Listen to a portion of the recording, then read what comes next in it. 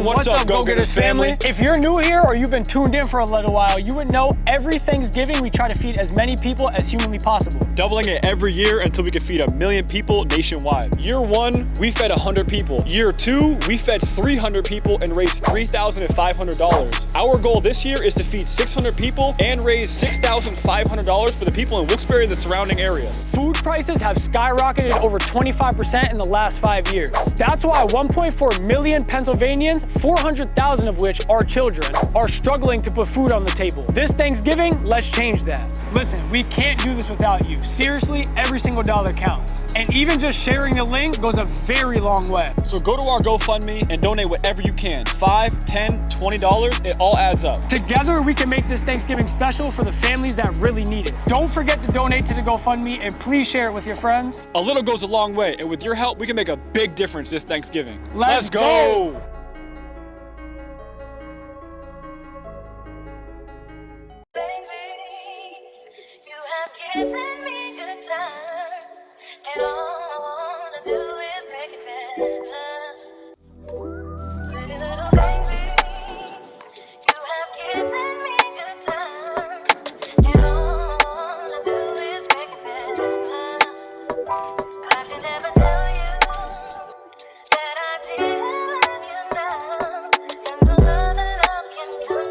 Boom, what's up everybody? Welcome back to the GG Pod. Today we got OG Bobby Thompson with us. He's one of America's strongest men, and he holds the American log lift record and won the 2022 America's Strongest Man title.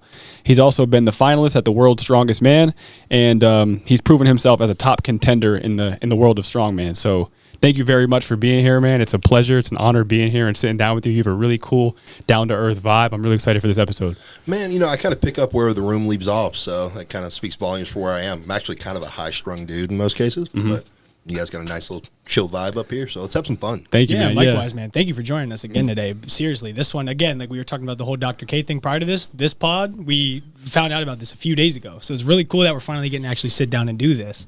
We've been prepping some stuff for you, and we've been looking a lot into your life and like some of the stuff that you've been up to and that you've been doing.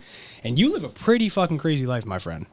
Man, I don't want to say I'm busy. I just have a lot going on at once. Yeah. It's better that way, I think. What do they say? An idle mind is the devil's workshop. Yeah, and I have plenty of bad ideas. Speaking of, just right off the rip, quickly, how much time do you spend in some type of gym or weight room on a day-to-day basis? Monday through Thursday, unless it's a weird week, and I usually get to the gym anywhere from 12:30 to 1:30. It depends on traffic, and I have some clients and some other businesses I do, so it depends on what that day looks like. And it's, to be fair, I sleep a certain amount, and I will eat a certain amount, and I will go to the bathroom a certain amount of times before I go train. Really? Yes, and that's why I allot for that hour-ish window. And I'm usually not leaving Monday through Wednesday. I'm usually out of there by 5:45 or 6. Yeah. But on a Thursday, which is my kind of longer event day, I could be there till 6:30, 7 o'clock at night. Just really depends on how many events we've got going on. Yeah. How ritualistic is your gym, I guess you could say, experience? Like, do you follow like a strict regimen with everything that you're doing? Do you get to have fun days in the gym? Or like, what does your typical structure in a week's workouts look like? So right off the bat, I think, in my opinion, the best job in the world. I could probably agree with that. It's definitely, and it's weird because it's like a bunch of little jobs that you kind of have to create along the way. So there are definitely days I don't. In my ritual, I am, to the point that if something's off, I'm agitated, I'm highly irritable. I need to be there when I decide I'm going to be there. And then when I get there, there's a series of things I have to do, depending on what I'm going to accomplish that day. But usually the things are pretty simple, and it's not like I have an exact workout I need to do. It's more like I need to come in, I need to put my stuff down, I need to have eaten my stuff, I need to do a series of movements, need to have a little conversation with myself, and then it's time to go. I become kind of more ritualistic once the trainings actually began. So like once my events are set up, yes, please do not interfere. That 2.5 plate, 3 yards across the gym, slanted to the left, it's there for a reason, don't touch it. And that makes me a very kind of difficult person to train around at times. I can fully admit that, and I'm so lucky. My community, I should say, at the Barn Gym, there are random people who show up on Thursday sometimes just because they know Bobby's got to load all of his implements.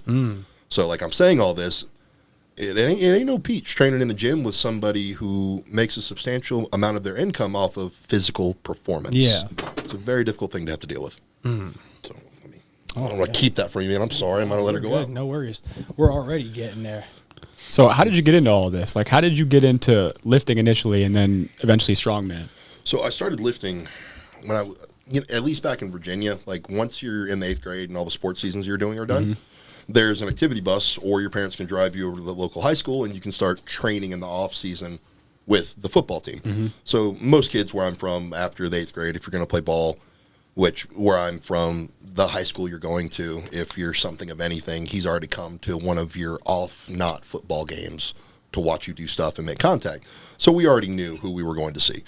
So I started lifting then, and I loved football, but I think I fell more in love with the structure of getting stronger that it offered me. And I didn't realize that. Luckily, I realized it after football was gone. I'm guessing you were naturally one of those strong guys. Yeah, very, very strong. And as a child, there were definitely some moments that, I don't have the greatest connection with my family, but there were some very understanding people. I had an aunt. To this day, I still feel guilty. I got excited when I was 6 because we were playing outside, and I picked her up and threw her on the ground. Like, I wrapped my arms around her and got them, like, kind of below her butt and stood up and dumped her. And I just got excited, and we were having fun. Yeah. And I was, got lucky. Everybody was, what did you do? And everybody laughed. But it's like, it definitely got me in some trouble when I was a younger kid. Surprised you didn't get into wrestling. I did. I wrestled in middle school. Yeah. And then when I got to high school, it was something I decided that if I was going to go to college to play sport, it was going to be football. And so were you like a high performing football player? Were you like scouted by colleges and stuff like that? Man, I had stopped middle of August, my sophomore year. That's when my final. So before I got to high school, I'd already had both my feet operated on. And then I'd had one operated on while I was in high school to have some screws put in, and I was due to have the other one done at the end of my sophomore year football season. Come back in strong for junior year, life's great, recover. And then about midway through August, my issue with both of my big toes is they don't move. So the major joint of my big toe is completely fused on both of my feet. So I have never really had movement, so I couldn't ever roll through my foot. And by the time I was 12, it had started to curve under my toe, or under the rest of my foot. My big toe did. Oh, wow. So I went through about 3 years worth of doctors, and they all just kind of said I had chronically broken toes.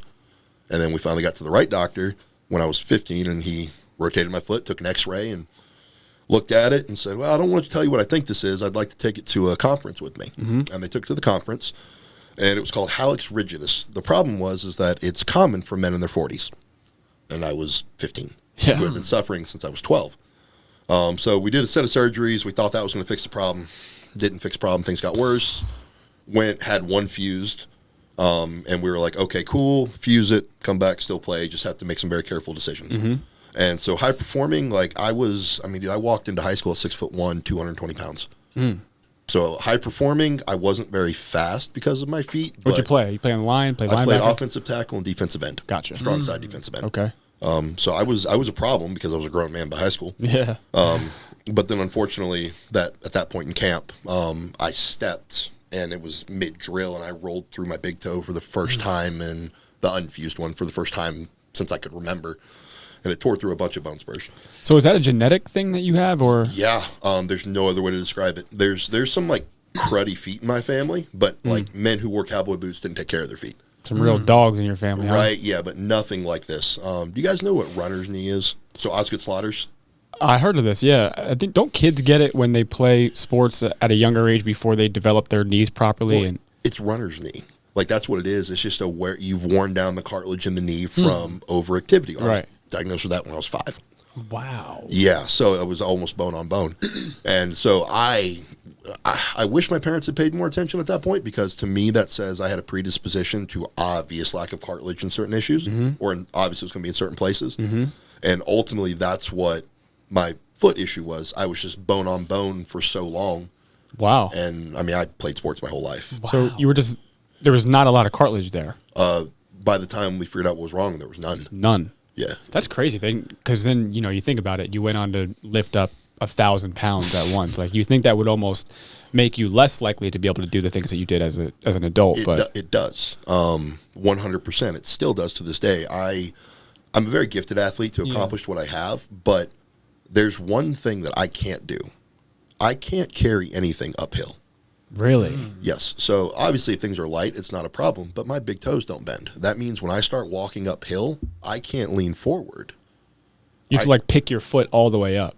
So if I'm carrying a heavy load, I'm walking uphill, standing straight up.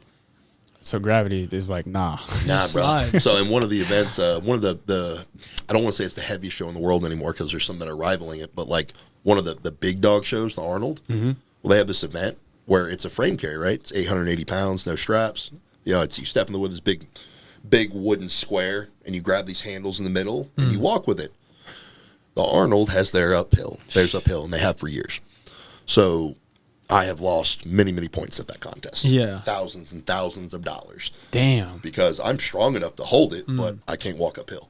Damn. So what do I do? So that my feet, man, these things are, there's actually there's a guy on Instagram, and it's funny because I heard about him and I was like, that sucks. So we have like adaptive athletes in strongman, which is where they don't get much recognition today, which sucks. But it's for people who are like missing limbs. I got you. So or like some of these people have like battery packs in backpacks on their back that like power their spine. Like we've got some really, and some of these people are in classes by themselves, but they come out and do it. Well, there's a guy in Australia. He like calls himself the world's strongest adaptive athlete. He's got a fused ankle.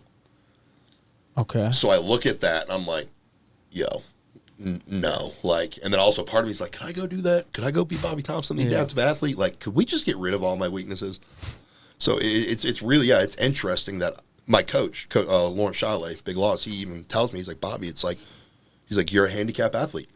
That's crazy, man. Yeah, it's like everything we do, you're handicapped. And I said, yeah, that's life. That's crazy. And so I imagine, like, you know, you took to the weight room. I'm sure you got a lot of positive reinforcement early too from your peers and perhaps some of your coaches when you would get and perform some of these lifts. Like, I'm sure you probably had the highest bench on the team or the highest squat on the team or something like that. And that gave you like that, oh man, like I'm pretty good at this. And so you started to continue to pursue it. So I got stronger quickly. I did.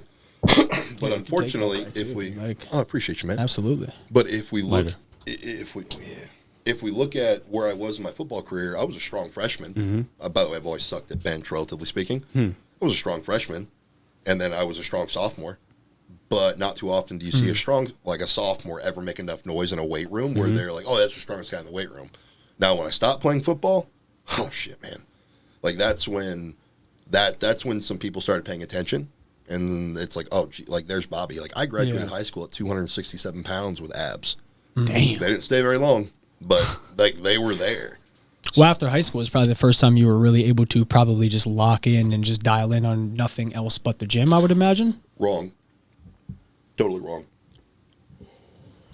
I was the kid that would show up to school at 6:30 because I lived with my dad and we lived across town, but I would show up at 6:30 in the morning to get into the locker room by 7 a.m. so I could eat my second breakfast because I got up at 5:30 and I ate my breakfast. And my first class was, I don't remember if it was PE or gym or weightlifting. It was something active. And I would go sit in the locker room and I would eat my second breakfast because I couldn't eat in the middle of that class. So when I stopped playing football, I trained. I didn't have many friends I hung out with in high school. Yeah. It was weird because for a long time, my two best friends were these two like 30-year-old black guys that started helping me out at the gym and introduced me to powerlifting. Yeah. And then there would be situations where I took photos for the school yearbook. And I would be taking pictures at a football game, and I'd be on the sideline, and I'm bigger than all the guys in shoulder pads. Or like a dad would walk up that didn't know I was in high school that I would work out with at the gym. Oh, what's up? You take photos for the school? You got a kid that comes here? And then their daughter walks up and gives me a hug, says, hey, Bobby, see you on Monday. It's like, okay, this is going to end well. Yeah, so you were one of those guys in high school. No, man, I wasn't that guy. Like, I mean, I got attention, but no, women didn't make sense to me in high school. Nah. Well, and it's probably a good thing. Like, I was a dumbbell. Yeah. Like, I wasn't stupid, but I could not wait to leave school to go train. But at that time, you were fully locked in on lifting and getting stronger. I didn't, 100%. I didn't know why. I wish I'd focused more on my studies or maybe focused on maybe a trade a little bit. I still think I could have been somewhat successful. But, yeah, no, I was I was skipping class because I have an associate's degree in general studies from a local community college. I skipped the first day of a class to go train because I overslept. And I had having to give at 5 a.m. to go train before my classes, and I overslept by 45 minutes, and I wasn't going to have time to train. So I skipped the first day of the class to go train, and that was before strongman. Like, that was like freshman year of college. Yeah, I always find it so interesting, like, what calls people to do very specific things. Like, I read a book once, and they were talking about how, like, each person has their own inclination towards whatever it is that they can get themselves into, at least something that they can find purpose in. Like, there are people who just work mindless jobs, and I don't think they question it. But, like, in the book, there was a story of Einstein was gifted a compass by his father, and he took the compass apart, and he was super interested to, like, try to figure out how the magnetism worked. And it's like the same thing with you. Like, once you started figuring out how to lift, you're just like, you were just doing it all the time. You didn't even know why you were doing it. It's just like something you were drawn to doing. Man, it held me together. I don't know why it happened the way it did when I was, like, in the beginning playing football, when life was happy, you know, middle school to high school. But my parents divorced, and that's when I really picked up. I was like, okay, like, screw this. I'm going to eat. I'm going to train. Like, I had some very good teachers, but, like, it affected my studies. I let it affect my studies. I got in trouble in a few different classes for reading Arnold's Modern Bodybuilding Encyclopedia. Or they would come over and I'd be writing notes out, whatever training session I was going to do. Just didn't matter. Yeah, that's really interesting. It's crazy how that works. But it is interesting, though, because, like, you were talking about how you wish you would have focused more on your studies. And I'm thinking, like, what do you think about how the public school system works? Like, we all sit in a desk and we're just told stuff that we're probably not that interested in so that we can go to college and get a good job and live that more traditional life, where, like, it seems like you went in the direction that you were called to going in. I did, and I got very lucky. Yeah. I did. I got lucky. There's a lot of guys that have taken the path that I took, tried to do what I did, and, well, they still live with their parents, and they're probably going to. So it's kind of like, I see, you're right. I say that now, and I look back, and my calling was to train. Yeah. It was, but as I was training, I was studying, I was learning. A lot of kids, like, their dad gets them into weightlifting. And, well, my dad never did that. It's just something that didn't happen. And then you go train in a high school football or with high school football team in a high school weight room, and then you find every single way not to do anything, even though it's what your coaches are telling you. Say, okay, so then when I stopped training there, I just started reading. I read everything I could. I watched every YouTube video I could. I started just taking notes at random, coming up with my own ideas. They were totally wrong. And then I had two guys walk up to me in the gym, and one of them told me I was strong, and that was not the first time somebody had said that, but it was the first time somebody had said that and didn't walk away. Like, you're real strong. I was like, okay, so you want to start training with us? And, like, these guys were massive. Like, they were huge, and we were in, like, this, like, it's called Sport and Health back in the day. It was like a Globo gym. And I was like, yeah, like, we'll do that. And then the first thing they did to me is they put 375 on a bench bar, and I could only bench, like, 315 for a single at the time. I told them that. They said they didn't care. And they made me do forced reps, which was fine because Donnell was the guy's name. He was spotting me. He could upright row 375 pounds. Oh, my goodness. Like a pillow at the time. Oh, my goodness. But they made me, couldn't tell you how many reps it was. It was more than 4. And I wasn't moving my arms. Donnell was lifting the weight.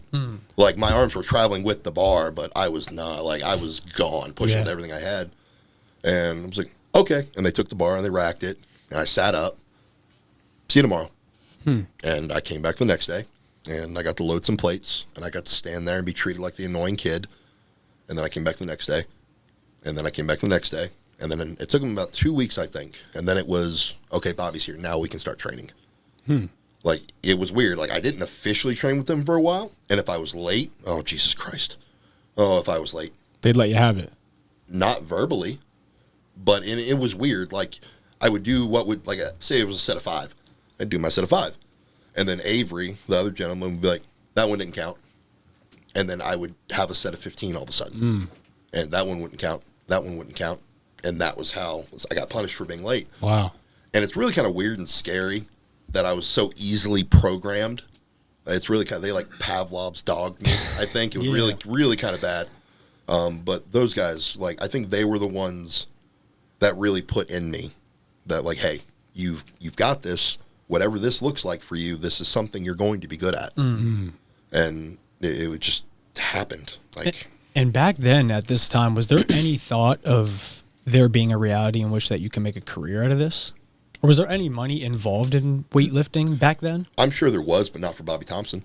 I had started competing in powerlifting with them. I was still in high school. Like this, I think I just turned 17 at the time. So like I was still in high school. So really money wasn't even an option. I hadn't even thought about strongman. We were just doing powerlifting.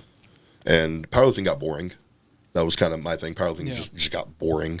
Same three things. I would show up, and I remember I was the only kid in my age division, my weight class, and I out deadlifted all the grown men at a contest at a show one year. And I was like, okay. I'm like, this is boring. Like I was having to like walk into my head and like look at these grown men and create like contest with them. Like we were never in contest. But like I had nobody else. And I was like, okay. And then like I broke all the federation rules, whatever that counted for. And then it was just like, okay, well this got kind of boring. And then I started just kind of expanding my training when I was going to school. That was really the only thing that kept me motivated. And it's weird. I started doing like CrossFit like stuff in like Globo gyms before CrossFit was trademarked. Like I taught myself to snatch at one point. It wasn't pretty, but it would pass. I taught myself a full clean or a power clean to a full front rack at one point. Don't ask me to do that now. Can't front rack. And I think I had a 335 in a Globo gym. What do you think about those CrossFit pull-ups? I think I kind of hate them. Why do you hate them? They just look silly to me. Yeah. And I don't know how to do them. Yeah, they're not easy. Everybody looks at it. I'm like, no. There's something to that. You think so? Yeah, I don't have anything bad to say about CrossFit. I've got to talk to some really cool guys. And if I'm going to judge that sport based on the professionals I've met, they've got it figured out. They're great dudes. They're great people. I can tell you that the top 10 in strongman, or the equivalent of whatever population I'm in strongman and CrossFit, is totally different than your box CrossFit guys. Completely different. I can't say I hate them. Maybe that's just like similar to the conversation we were having earlier, and I don't fully understand them. So it's like I put this label on them as different than what I know. What really sucks is that like the professional level of CrossFit is completely different than like the local box level. And your local CrossFit box, it's really limited to whoever owns that box. And by box, what do you mean? Oh, that's what you refer to as like a CrossFit gym. Okay. Okay, so it's kind of like if you go to a gym, it's a box. That's what a CrossFit gym is. It's interesting. Box, yeah. And what does CrossFit primarily focus on? I'm not actually necessarily sure. So yeah. I mean, there. I'm gonna burn you both pretty bad right now. Okay. But it's okay. You realize that what I do is just fat boy CrossFit, right? Really? But no, CrossFit. Wait, let me think about this. But the CrossFit competitions that I see on Instagram, they look really cool. Though. Like those guys are shredded, and they do team stuff too. They're all that I super see. They have grid. They have grid. Grid is the team stuff. Yeah. That's the primary cream stuff. Cream stuff. Excuse me, team stuff. Team stuff. Yeah, right. You'll have grid, and then they'll have some like odd and ends contests come up where you'll have like doubles and such. But no, CrossFit primarily, it's a neat sport. I think it's a little hard to watch. Yeah. It's a little repetitive. We have a show called the Rogue Invitational every year, and I've heard of yeah. It's super cool. That's where we bump shoulders on the field with all of them, and we get to talk to them, and it's neat just getting to know these guys and getting the stereotype that is CrossFit kind of mashed down by getting to talk to like Brent Fikowski and getting to watch those guys interact. But we're brushing shoulders with these guys, and at the Rogue, Strongman is like kind of the B wing, like we're the sideshow, but more people will come watch us than CrossFit. Right, and there's not a circus or entertainment element unless you're a nerd. I'll watch CrossFit all day, but didn't strongman competitions and events originally start in the circus? Yes, that's beer halls and then circus. Yeah, so there would just be these huge dudes that would come in and like pick up horses and like do these wild events and like display crazy feats of strength. Really? Yeah. Brian, can you look into that? Can you see if you can find the first record of like a professional, or not even a professional? So his name is Louis Cyr. Really? Wow. So you know this? I know what you're asking for. That's like, I would say Louis Cyr was the first one. He's one of the Paul Sandow maybe. Sandow perhaps. It depends on what you look. But Louis Cyr was like, we have something called the Cyr dumbbell, and then we have a circus dumbbell. And circus Cyr. And he had these dumbbells that were solid. Yeah. As in they weren't like pieces welded, they were globe ended and they were poured, right? And they were cast that way. And his heaviest one was like 272 pounds or something, and he would press them overhead. So he was, as I believe, probably to be what is known as like the first real documented strongman. And I mean documented well. You might find some older names that were alleged, but he was the one that I think should be credited for what strongman turned into. Yeah, and those type of dumbbells are like the cartoon depictions of like the old circus dumbbells, or it's like the bar globe. and then Two globe circles. ends. Yeah. Yep, and then we have those are the seer, and then we have the circus dumbbells, which you can usually load those with either plates or lead shot. Yeah. Yeah, they have that funny look. They'll wear like the singlet looking thing, and then they had the handlebar mustaches. That's the guys that I'm thinking of. But they lifted those, they look like big wheels. You know what I'm talking about? Oh, yes. Like there's like big wagon wheels with a big bar. Big wagon wheels with the big bar. Well, it's a long bar, rather. But Big big wagon wheels, metal. I never picked up some wagon wheels. I picked up some long bars. Yeah. Does it just look like a deadlift bar with wagon wheels on the end of it? Yeah. Yeah. We have our modern variation of that is the Hummer tire deadlift. Oh, that's right. Yeah. It looks like this. This is what we're talking about. These right here. Oh, the wagon wheels. Yeah. Yeah. So those right, but they had the old school version. These like the newer Rogue ones. Yeah. Well, so those are actually really cool. Do you guys? You're familiar with like rack pulls and block pulls. Refresh us. So a rack pull is when you please don't ever do a rack pull. But a rack pull is when you set up the squat safeties in a rack at a certain height so you can deadlift off them. Oh, okay. And the bar rests there. And then a block pull is the same thing, except for you have usually blocks sitting under. Like the styrofoam or like the foam blocks. Yeah, right? Or foams. That'll work. Anything that elevates it so you're pulling from a different height. Well, that's usually what those wagon wheels are used for. They elevate the bar to about 13 inches off the ground. Yeah. So we do a couple different things with those. We deadlift them, or we put them on an axle and we clean and then press them. For those who don't know, an axle is, well, it's a bar that looks like a car axle. And it's about that big around, and it's one solid piece, so it doesn't rotate like a barbell does. And why would you say don't do a rack pull? Because it trashes bars, because the squat safeties sit inside the plates and the bar rests, and then when you pick it out and put it down, it bends the end. Oh, sorry. Interesting. Yeah, that's crazy. So, when we were doing our research for you, we read, probably the craziest part is that in 2022, you were titled the strongest man in America. How the hell did that happen? How did you win that award? There's an actual contest, America's Strongest Man. Yeah, it's like an event that you did, right? Yeah, it's a contest. It happens every year. Usually happens in Vegas. It's titled with an organization called Strongman Corp. Okay. Which is one of 2 sanctioned amateur strongman organizations. That's kind of where you start if you want to do anything strongman in America. Okay. So it's titled with that, and there just has yet to be another competitive organization to come out and have their own title.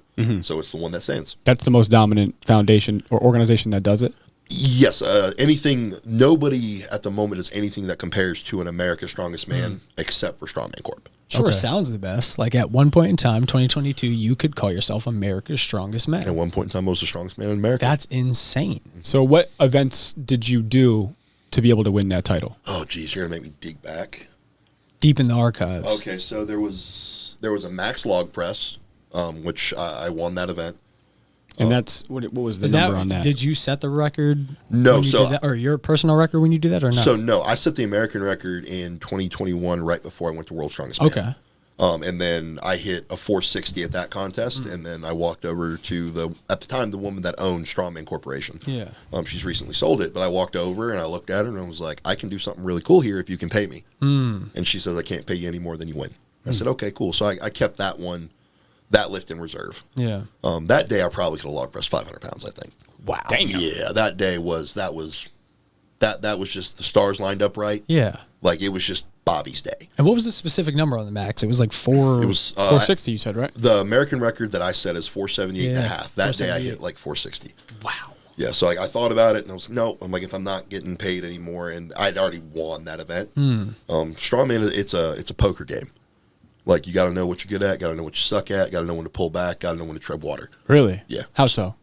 So if I know I'm going to win the log press event, I'm going to do the bare minimum to win that event to maintain energy because I have numerous other events coming. And Strongman is scored based on an overall score, right? Yeah. So if I win that event but blow the next 3 or 4 because I exerted all that energy, that one event's basically pointless. Doesn't matter.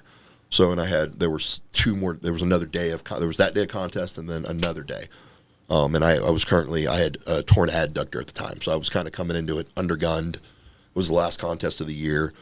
I had started losing weight right after the Rogue Invitational, and I was actually like 320 pounds on that trip, which that was like, wow, that was 50 pounds down from my previous contest. When you went there, did you know you were going to break that title? I mean, I was going there to win. Yeah. But there were a bunch of us that were there to win. Trey Mitchell came along at that contest. Trey Mitchell was my biggest competition. Realistically, I think Trey's probably, if we're looking at myself, Evan Singleton, Trey Mitchell, and then Thomas Evans, we're the four right now. Like, we are the Americans. That's dope. You guys are representing the country, man. Yeah. That's sick. And I won't order us, but I will say if somebody said Trey Mitchell was the strongest of us, they could make a solid argument. They could. And so what events are he strong, what are his events, I guess? Trey's events are whatever Trey decides to be good at that day. Is that right? Yeah, Trey was at America's with me, and really, as long as it's not grip, Trey usually does pretty well. But at that contest, we had a log press, we had a max sandbag load, which was really kind of rough. He just kept making the sandbag heavier, and we had to pick it up and load it over something. We had a medley, which was a sandbag carry into like a duck walk, which makes us all look like idiots. It's like, think of like a giant kettlebell, but it's so big you got to waddle with it. Yeah, right. You can't make it look good. What else did we have? We had a deadlift medley, and then we had a power stair event. A power stair. Oh, it's horrible. It's where you can have anywhere from 12 to 15 steps usually. Usually they're anywhere from 12 to 16 inches high. They can be 12 to 24 inches deep, and you have an implement. Pick it up. It's usually, I would say, goes about mid-shin height, maybe a little higher. You're going to pick it up, put it on the first step, hop up, pick it on the next one. So we usually have 4 steps and 3 implements. So we just had a contest, the strongest man on earth this year. Our last implement for that event was 600 pounds. So like that event in particular, that's a rough one, especially if you're short. A lot of these workouts are very unorthodox too. Like, how do you train and prepare for some of these exercises?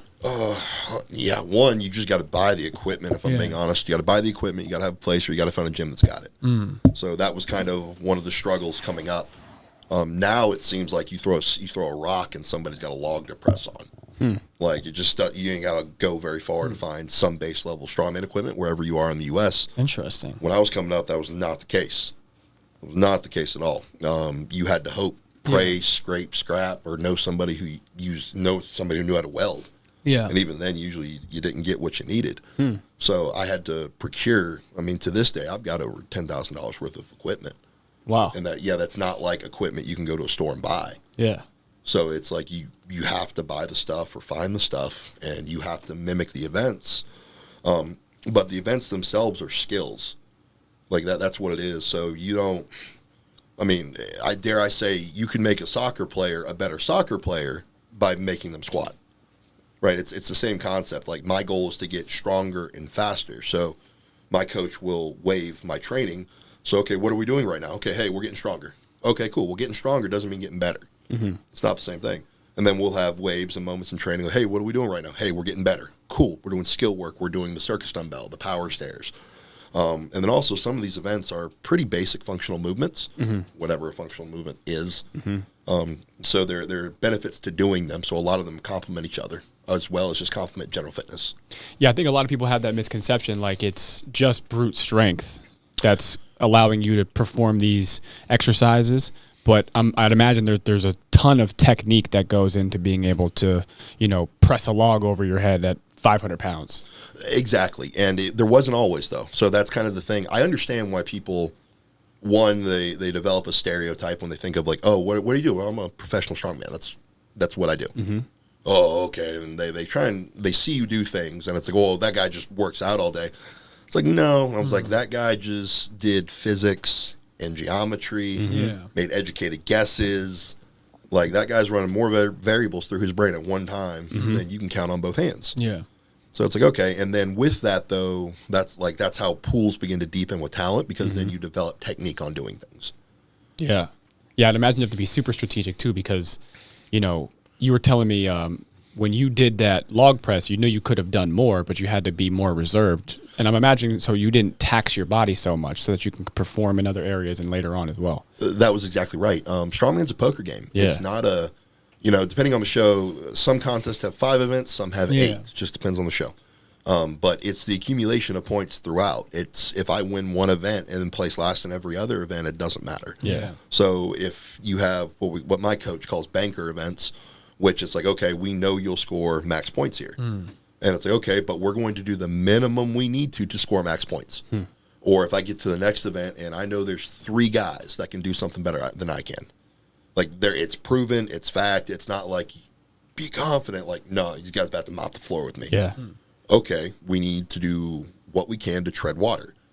That means there's a list of guys below that we need to beat.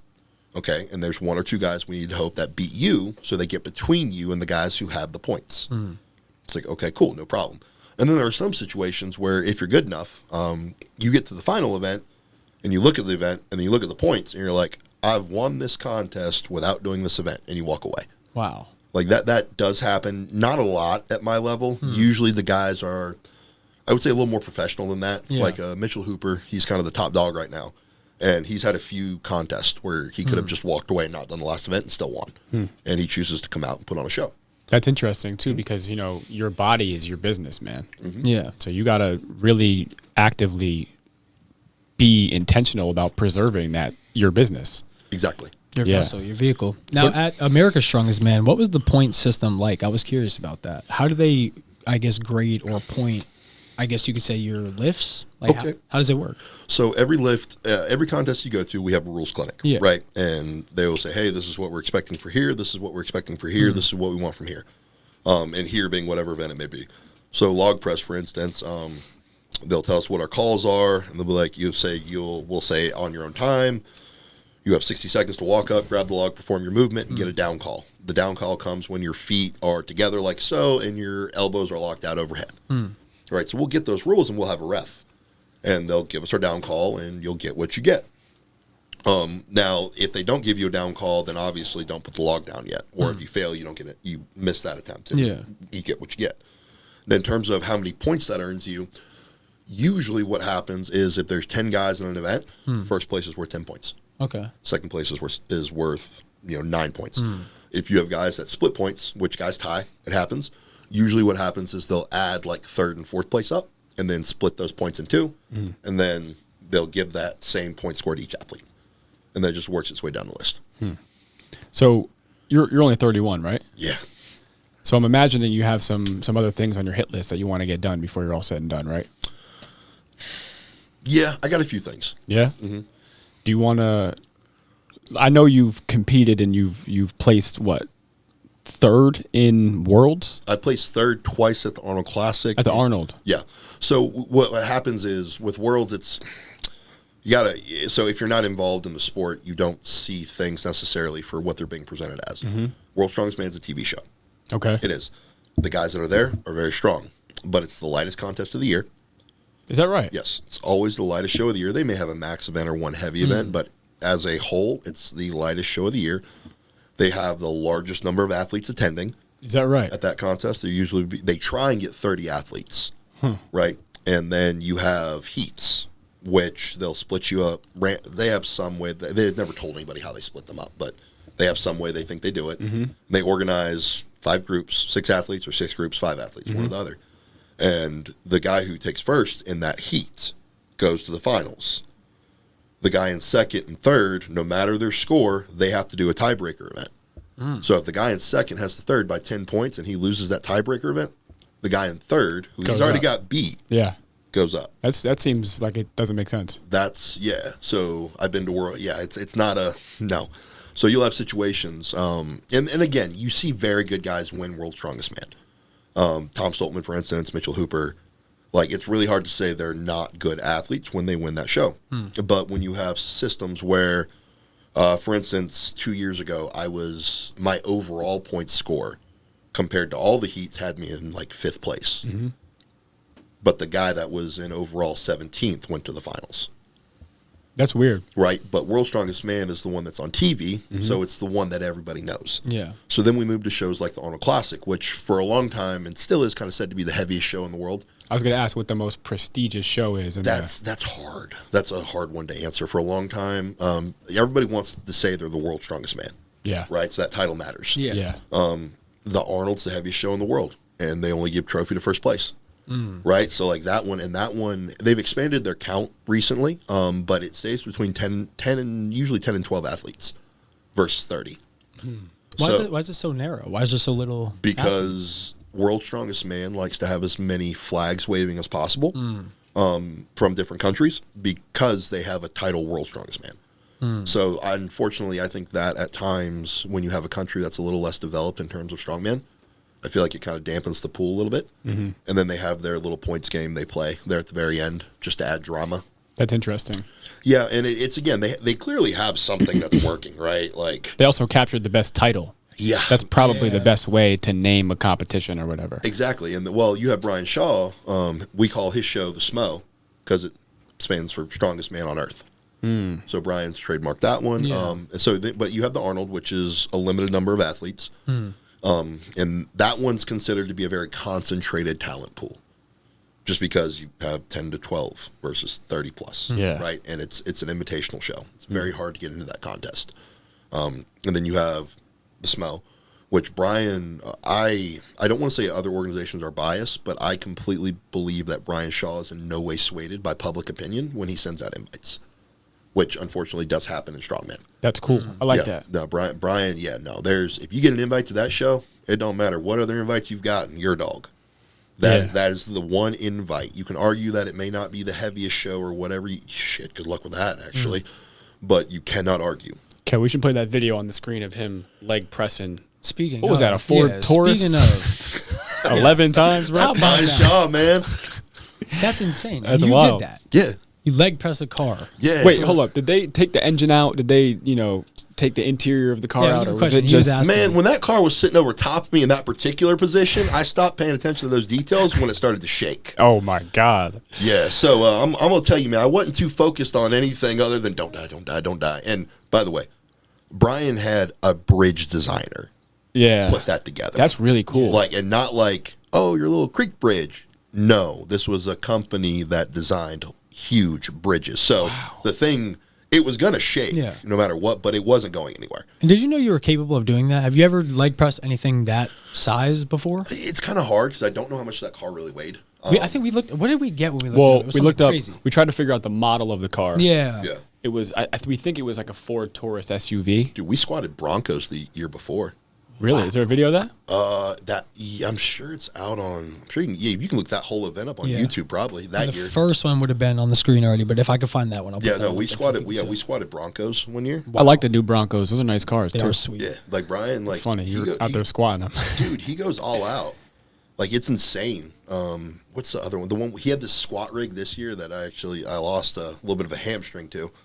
That it was massive and it looked like just a big Smith machine. And it's like, okay, cool. That's kind of what it was, but we had it scaled, so we knew what it weighed at bar. It was 811 pounds, and there was kind of some criticism because they measured all of us to 90 degrees to make sure we moved the apparatus the same way. But as long as our feet were in the same position, they didn't care what we did with the rest of our body. So a couple guys were able to like lean forward and manipulate a little bit, which good for them, no problems. I didn't. This is the whole intelligence game thing. I lost that fight because I sat straight up and took that thing right up and down like an Olympic weightlifter. I have never squatted like that before. Really? Yeah, and until I got up, somebody hit 1, and then I got up and hit 4. And then on the way down, and how it would work is once we got down, like you would hit full stop, and then you'd have to come up. All the way down, ass to grass. So it wasn't ass to grass. They measured us all right to 90 degrees. Okay. But you were allowed to like hinge forward. Yeah. And we didn't get to test contest weight on it. So we took all those readings at like 220 pounds versus 811 pounds, which I wouldn't have wanted to squat that in rules anyways. And then we got to feel 811. But the way, and when you're on a fixed plane, because this thing had tracks, it went up and down, so there was no anatomical manipulation on your part to squat better. So when you're feeling that plane out with 220 pounds versus 811, You're thinking, okay, sitting straight up and down, like this ain't gonna be a problem. Well, then, like I say, it was rep 4 on the way down. I felt my hamstring kind of pull apart laterally a little bit, and it was like, okay. And then we got to the bucket, and then Brian gave me my squat command to come back up because we had an alarm on the side. It was a red light, right? And when we touched down, if we came down too hard, that red light goes off. We don't get that rep. It had to be a green light, which indicated soft touch, so nobody was bottoming it out. So I got down to bucket, and I had a thought. And I was like, you know what? Like, the next best guy's done 1. Technically, I've executed 3, hamstring, and then Brian, this was like all within half a second. And then Brian screams up, and it was just YOLO. And like, I got up, and if you watch the video, so it tore on the way down. Oh my God. So I come up, and I just start shaking my head back and forth, and I look like a fat bulldog because Brian goes squat and gives me the command to go down again, and I'm just like shaking my head. Nah. Like, no, take it, bro. Take it, bro. We're done. We done, bro. Damn. So did you figure out what happened afterwards? So I thought I tweaked it. Like, and I was like, man, that felt like more than a tweak. Like, I torn a few things, and I was like, I felt like a tear. And then I'm like, oh, it hurts. It hurts real bad, but it's starting to wear off. It's stiff. Yeah. Maybe it's a strain. Well, and then I checked the next day, no bruising. We went out and did our fun day with Brian. He always takes us out the day after the contest, and we do something stupid as a group and just relax. And I'm looking, I'm like, man, this thing hurts, but there's no bruising, right? No bleeding inside, no tears. Get home. Oh, by the way, Thor Bjornsson stepped on my foot at this contest, too. What's he like? Did you get a chance to really interact with him at all? Oh, yeah, I've had several interactions with Thor. He's a phenomenal human. He's cool? Yeah, phenomenal man. That's awesome, man. Great dad, looks like a great husband. Looks like a Greek god. Yeah. Yeah, like, well, and you got to hate him because he's not a douche. Yeah. Right? Like, I mean, sure, he's had his douchey moments, like we all have, but, like, Thor's the nicest guy in the world. He flies his mom and dad to, like, every contest they can go to. He's cool. He looks real cool, man. He's doing, like, movies and shit now, too, right? Yeah. He's got some neat things going on. He's the man. Keeping it going. Yep. Speaking of the hamstring thing, though, like, what does recovery look like for you? How can you make sure that you're, like, adequately taking care of your body when you're on this crazy mission of just lifting heavy shit all the time? You know, before we dive into that, there is this thing genetically that people don't talk about. We always talk about, like, oh, you have the genetic propensity to be big and strong. Do you have the genetic propensity to not get hurt? What's your connective tissue like? Like, you know, how dense are your bones? That's interesting. Yeah. Like, and I've, for a long time, because I've known some really strong dudes. I mean, like, really strong dudes that had massive trajectories, and then they explode. Double quad tear, knee goes, or, you know, a hamstring completely comes off and never feels right again. And then you have some guys where it's like, we get hurt, and it's like, oh, okay, that's back. So there is some genetic there, I don't say, like genetic value, whatever you want to call it. So outside of that, a lot of people undervalue good food and good sleep and just generally being happy. When it comes to rest, relaxation, like after the gym, if you really want to grow, go do something that makes you happy after eating a lot of easily bioavailable food, whole food, nice and easy, and then go sleep. Like, if you do those things, now, assuming you don't have, like, sleep apnea, right?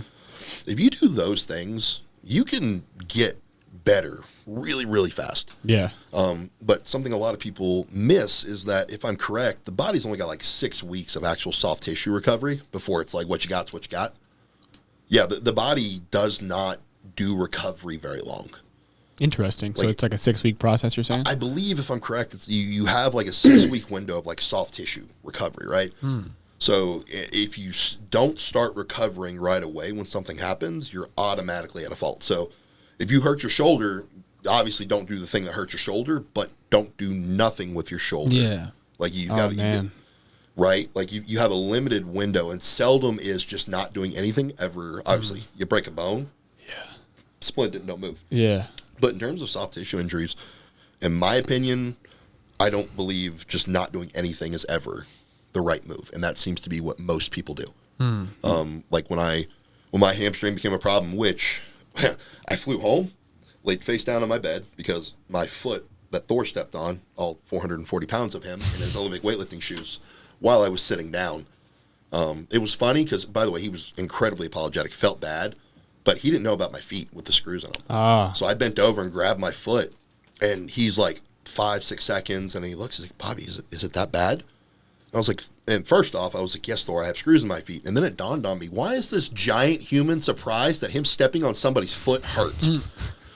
And like, I'm not dogging on you, Thor. If you listen to this, man, I love you, buddy. You're a great guy. I was also forgetting when you mentioned that earlier that you did have screws in your feet. Yeah. I thought you were just referencing the fact that you stepped on your foot. Yeah.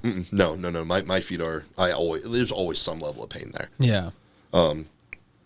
So no, yeah, it's been an interesting ride, man. Yeah. There's a lot wrong with me. Talking on like you were talking. Oh, sorry. You were talking before about like your sleep and your meal regimen lightly before. I wanted to get into that a little bit too. Like, what does your sleep schedule typically look like? And I know when we were looking into it, the internet was giving me some things about like what I guess you've said online about your diet and stuff like that, but I'm very interested in like what your meal regimen and stuff like that looks like too. So I work with somebody named Nathan Payton. Okay. He's actually a well-known nutritionist in several different fields. He's got a couple Ravens players that he works with. He's got a couple professional musicians. I think he's got a Major League Baseball player he works with, and then he's got some actual amateur strongman clients that employ him, which is, I mean, he's very good at what he does, but it costs. So it's kind of like, I see that and I'm like, oh, I hope this pans out for y'all. Yeah. So his primary, I guess, method, he doesn't do the same thing for everyone, but it all kind of revolves around insulin control or insulin sensitivity. Interesting. Right. So one of the first things he did was nearly cut my sugar intake in nearly in half. So did he have to figure out all the stuff that you were typically eating? He asked. Yeah. And then his process was he asked, he's like, hey, what are you eating? Which I was already pretty much a creature of habit at that time. I just wasn't eating. Nathan Payton was the first man to have his approach to eating for strongman. Like, he was the first guy to bring this in. So we always were all under the impression we had to eat like we were Brian Shaw, even though we weren't 6'9", 440 pounds. Yeah. Okay, so some things don't work out so well. So Nathan came in, and he actually had me eating less food, which was great because it was less bend on my wallet. But the foods were very specific. Like, I'm allowed to eat bread, but it has to be sourdough. Sourdough bread. It has to be sourdough bread. I've heard sourdough bread. Yeah, I heard like it's also principles for you too. healthier for you than just like grocery store bread that you It's could buy here. because bread isn't supposed to have that real sweet, weedy taste to it necessarily. Like, that's added sugar. Like, basic bread is sourdough bread. Yeah. Like, sourdough is as basic as bread gets from that. That's like OG bread, right? Yeah, and it's also like, I know when I eat my serving of sourdough bread, which is 5 slices, it adds roughly 20 grams of protein to my meal. Wow. So you have some, that's why he uses sourdough. Something like Eggos, right? Like, if I say Eggos, you're thinking frozen waffles. No, home-style Eggos. Those in particular. Again, it's a slick protein source. Like, if I eat a serving of those, I'm getting an extra 20 grams in. They're fast-acting carbs. Limited sugar. I don't drink sodas. Like, all my sauces are sugar-free usually. I don't eat red meat anymore unless I'm at a restaurant. It does not come home with me. Why is that? So initially it was because red meat got expensive, and I'm eating 12 to 16 ounces in a sitting. This time of year, it's 16 ounces every sitting. Yeah. And that gets kind of expensive. Yeah. And I messaged Nathan, and I was like, hey, man, I can't afford this. Yeah. I got a kid, like, got things to do. He goes, okay. And then, so I told him I was moving over to ground chicken. And he said, well, purchase beef tallow, which is rendered beef fat. And I did. So now I'll supplement some beef fat into my ground chicken, and it's still significantly cheaper per gram of protein. And even with added beef fat, maybe $25-$30 every 45-50 days. Like, it's not too expensive. It puts some fat in there, adds the calories that are necessary if I need them. And it also moistens the meat up, so there's not that dry texture when you're eating it. It gives a little beef taste. Yeah, that's nice.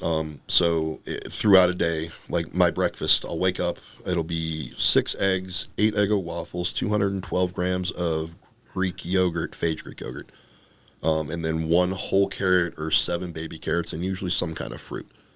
Fruit being anything that's not like a sweet melon or cantaloupe or something stupid.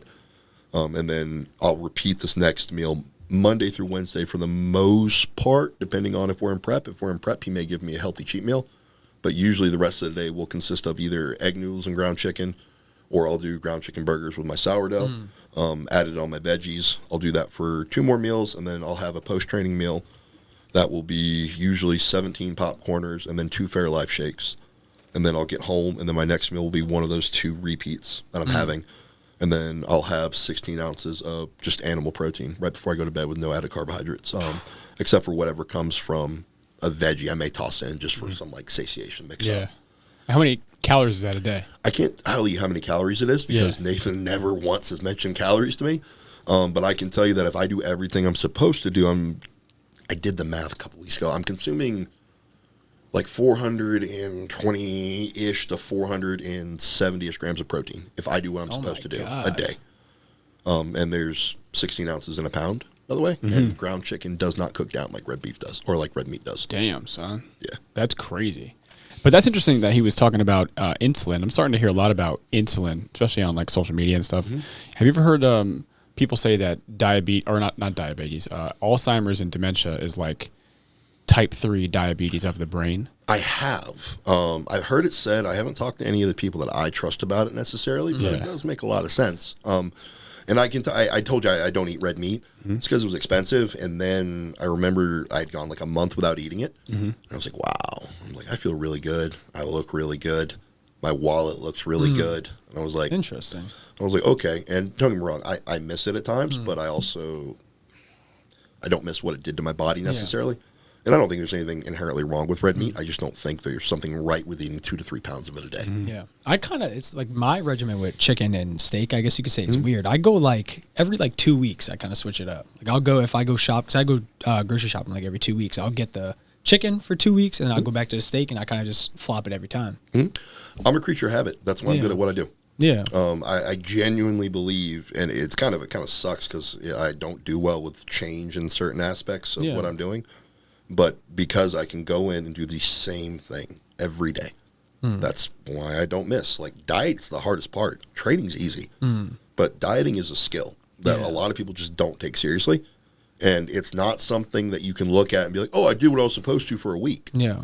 Yeah, you did, but it's the compounding interest of weeks and weeks and weeks and weeks. That's what turns you into a freak. Yeah. I got to get better with my diet, man, for sure. I don't eat like shit, but I'm not like intentional about what I eat, I don't think. Like, I don't have specific goals for, wanting to weigh a certain amount or feel a certain way. I just kind of eat whatever I think is like healthy enough. Yeah. And then I eat until I feel full as hell.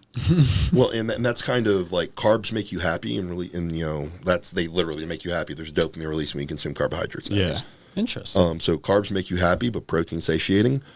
However, there's an aversion to chewing in our culture. What does that mean? Like, people just scarf down their food? Is that what you're saying? No, I mean like McDonald's employs people to make sure that a cheeseburger can be chewed with your tongue and not your teeth. And there are multiple. Yeah, it's a thing. Like, food companies, they want something to go down as fast as possible.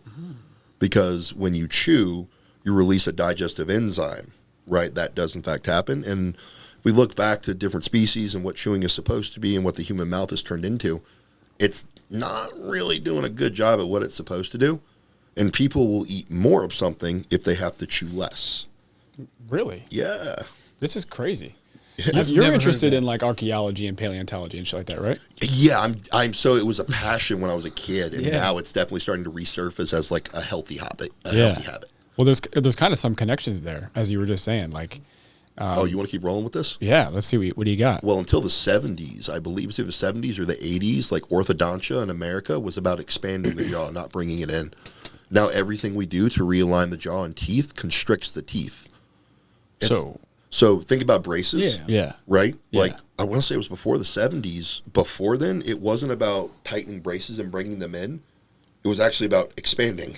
Really? The mouth? Or it was like the jaw? expanding, allowing the jaw and the teeth to expand. Really? Yes, 100%. And then with time, we've actually noticed that the amount of underbite that humans have, and like just the ratio of the jaw and what it's starting to look like, is starting to greatly alter because we're not chewing hard things anymore.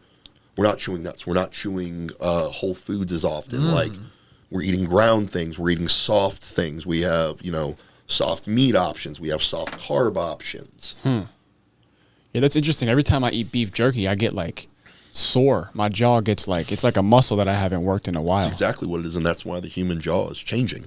Yeah. So you think, have you heard that, like, I think it's a huge percentage of people nowadays are born without their wisdom teeth. It's almost like the human mouth is evolving. Like, we don't need that tool for cutting and grinding as much as we used to. No, I didn't hear that at all. I don't have my wisdom teeth anymore. Did you hear about that? I don't know. I mean, I thought that I was could weird. believe it. I wouldn't call you a liar. I hope I'm not bullshitting, but Just I did. because that's the only teeth that like grows in. It might be reverse. Like, why do we have wisdom teeth? Do you know? There's some. I've seen some stuff saying that there's a nerve that is allegedly attached to some function of the brain that is developing later in life, and the wisdom teeth pushing forward is what exposes the nerve. I've heard a bunch of different things, but I think it all comes back to they're just like a vestigial structure. So you think naturally humans had bigger mouths? I know for a fact humans had more powerful jaws before we could cook food. That's fascinating. Yeah, well, think of it. It is, but it's logical to assume that before we could cook food, cut things, process food, that we had to be able to chew things as they were in their original state. Yeah. So what Brian got in the wisdom tooth thing was wisdom teeth or third molars are believed to be evolutionary remnants from a time when our ancestors had larger jaws and needed extra molars to help chew coarse, rough foods like roots, leaves, and raw meat. Early humans had a diet that required more chewing power, and wisdom teeth helped grind down tough foods. Simply, and there's a bit more. But we also allegedly don't need our appendix anymore, right? It's your is it your appendix or your gallbladder? No, you need your gallbladder. It's your appendix. Right? Yes, it's the appendix. You're right. Yeah. That's why it can be taken out and not really missed. Yeah, I believe it's thought that at one point in time broke down minerals from like tree bark and stuff that people would eat that they were just or what would you say? It's like a filtration system, I think. Well, that would make sense because when the appendix ruptures, the biggest risk is somebody going septic from the toxins entering their bloodstream. Yeah. Yeah. How does that just happen? Like, why do people's appendix just rupture like that? Like that just happens. That can just happen at any moment. I think it's happened to my friend. Random like that. Didn't happen to you? No. So, I got my gallbladder removed. So it doesn't rupture at any moment. You have what's called appendicitis. And whenever you see, if I'm correct, whenever you see itis at the end of anything, it stands for inflammation of. And so the appendix will enlarge, become inflamed, become painful, and then it can rupture. But usually there's some pretty intense pain before it does. Now, is there a whole lot of notice? Nah, like your appendix ain't going to hurt for a month before the thing ruptures, most likely. But there is like appendicitis, which is when the appendix needs to be removed, and then there's the ruptured appendix. Now, do you think, like, is there any way that a person can test to find out how durable their connective tissue is and their bone density is to be able to understand, like, how capable they are of doing strongman-like competitions or just being able to withstand the load of lifting heavy shit over a long period of time? So actually, I have two answers for that. One is, and I'm not sure, and two is, I think we're almost there. So we have individuals now, it seems like there's a bunch of like 18 to 22-year-old kids on Instagram all deadlifting 1,000-pound sumo, right? I see that shit all the time on my... Well, it's right. I don't think it's as common as we see. However, these kids don't look like me, and they're not my size. Yeah. And as a 1,000-pound deadlifter in a suit, I know what that means. So I do believe that connective tissue and leverages, they mean something. And I don't know necessarily what part of the ratio they play in terms of strength. But that's being said that these, like you have guys like Yuri Belkin. Yuri Belkin was the first little guy to really be a big puller. Well, why can Yuri Belkin do that? Obviously, it's sumo. I know, leave it be. I'm fine with it. But there has to be something to him other than muscle mass, because I clearly can put on more muscle mass than Yuri Belkin can. But I can't deadlift what he can, the way he can do it. So it's so weird. The statements have been made that connective tissue, yes. I don't know what the science suggests. I did something here today, though. I want to say it was either... essentially, they had like a little taser down next to the cadaver lab in the sports center here. Oh, we were supposed to check that out. We were supposed to check it out. We were offered a chance to check that out. How was it? So it was really cool. They told me about it. I was introduced to Jan in Baltimore when I spoke at an SCA conference up there, and he said, "Hey, we could do this thing." Cool, I'm in. But you lay on this table, and they've got like this. If cattle were the size of mice, this would be a cattle prod. But it's like this little stick thing, and they have to put it on a particular location for a muscle, and they shock the muscle with like a 110 charge, right? It's not, you can turn it up a little higher, it's not painful, but it's like a tens unit going off. And what they're measuring is how far the muscle contracts and then how far it relaxes to, one, tell you if you're optimizing that muscle's force output, but there are also ratios established to like the knee joint, right? So my quad should have X amount of output compared to my hamstring, and there's a healthy ratio for that. So by that, they can look at the knee and say, hey, your knee's hurting, your quad is doing this much work, your hamstring needs to be doing this much work. Right. So if we can do that, I certainly believe with time we'll be able to look at this data and organize and go, oh, okay, the muscles above the joint and below the joint are capable of X. You are this old, your bones are this dense. Yeah. You'll probably be able to do that because we can already measure bone density with a DEXA scan. Like that's already a thing. So we can already get this data put together. I just think we need somebody to organize the variables. Yeah, no, there's a lot of variables to that game. Like we were talking to that Merrick dude yesterday, and he was talking about how he trained the Polish woman's straw weight. Was she a straw weight? Her name is Joanna Jacek. Yeah. She's a UFC fighter. She's a UFC Hall of Fame, actually. Yeah, Hall of Famer. And he was her strength and conditioning coach, and he broke down basically how he, structured her cardio program. And there's a whole science to it. Like there's a whole algorithm and formula to what they did. And when he was explaining it to me, I did not understand what the hell he was talking about.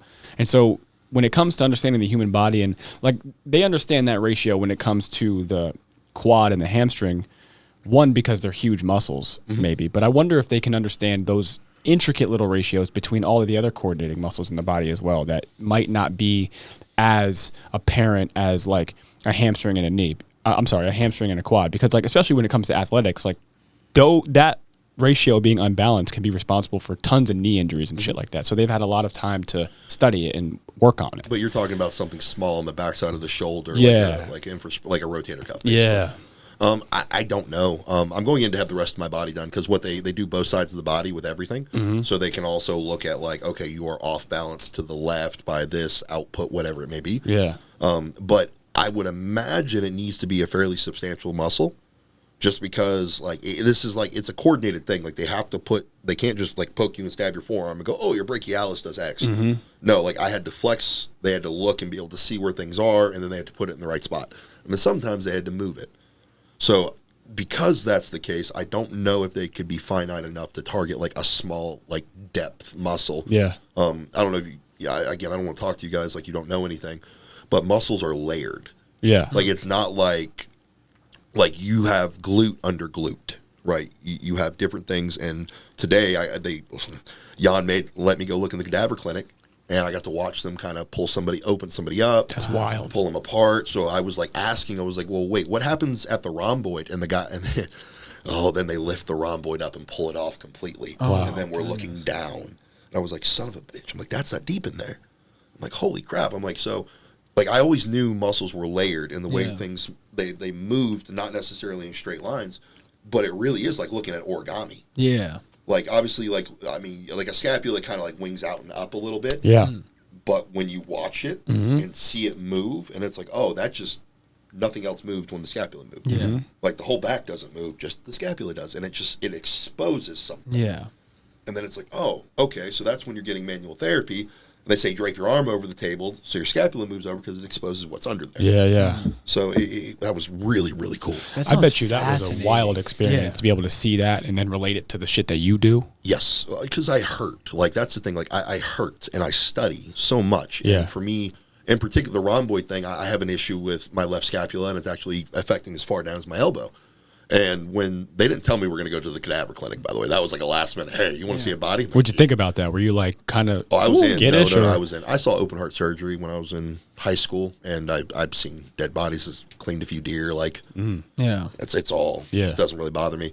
So like I looked, I was like, yeah. And then we get in there, and then like when I realized I was able to like really ask questions, I walked right over to that rhomboid. I said, can I see what's under there? Like, what's happening right there? And then it's like, oh, well, why? And then being in that room full of full of academics, realistically, like I could say, like, this is my problem. This is what I think it is. And for them just to expand. And then it's like, hey, take this book home, read this.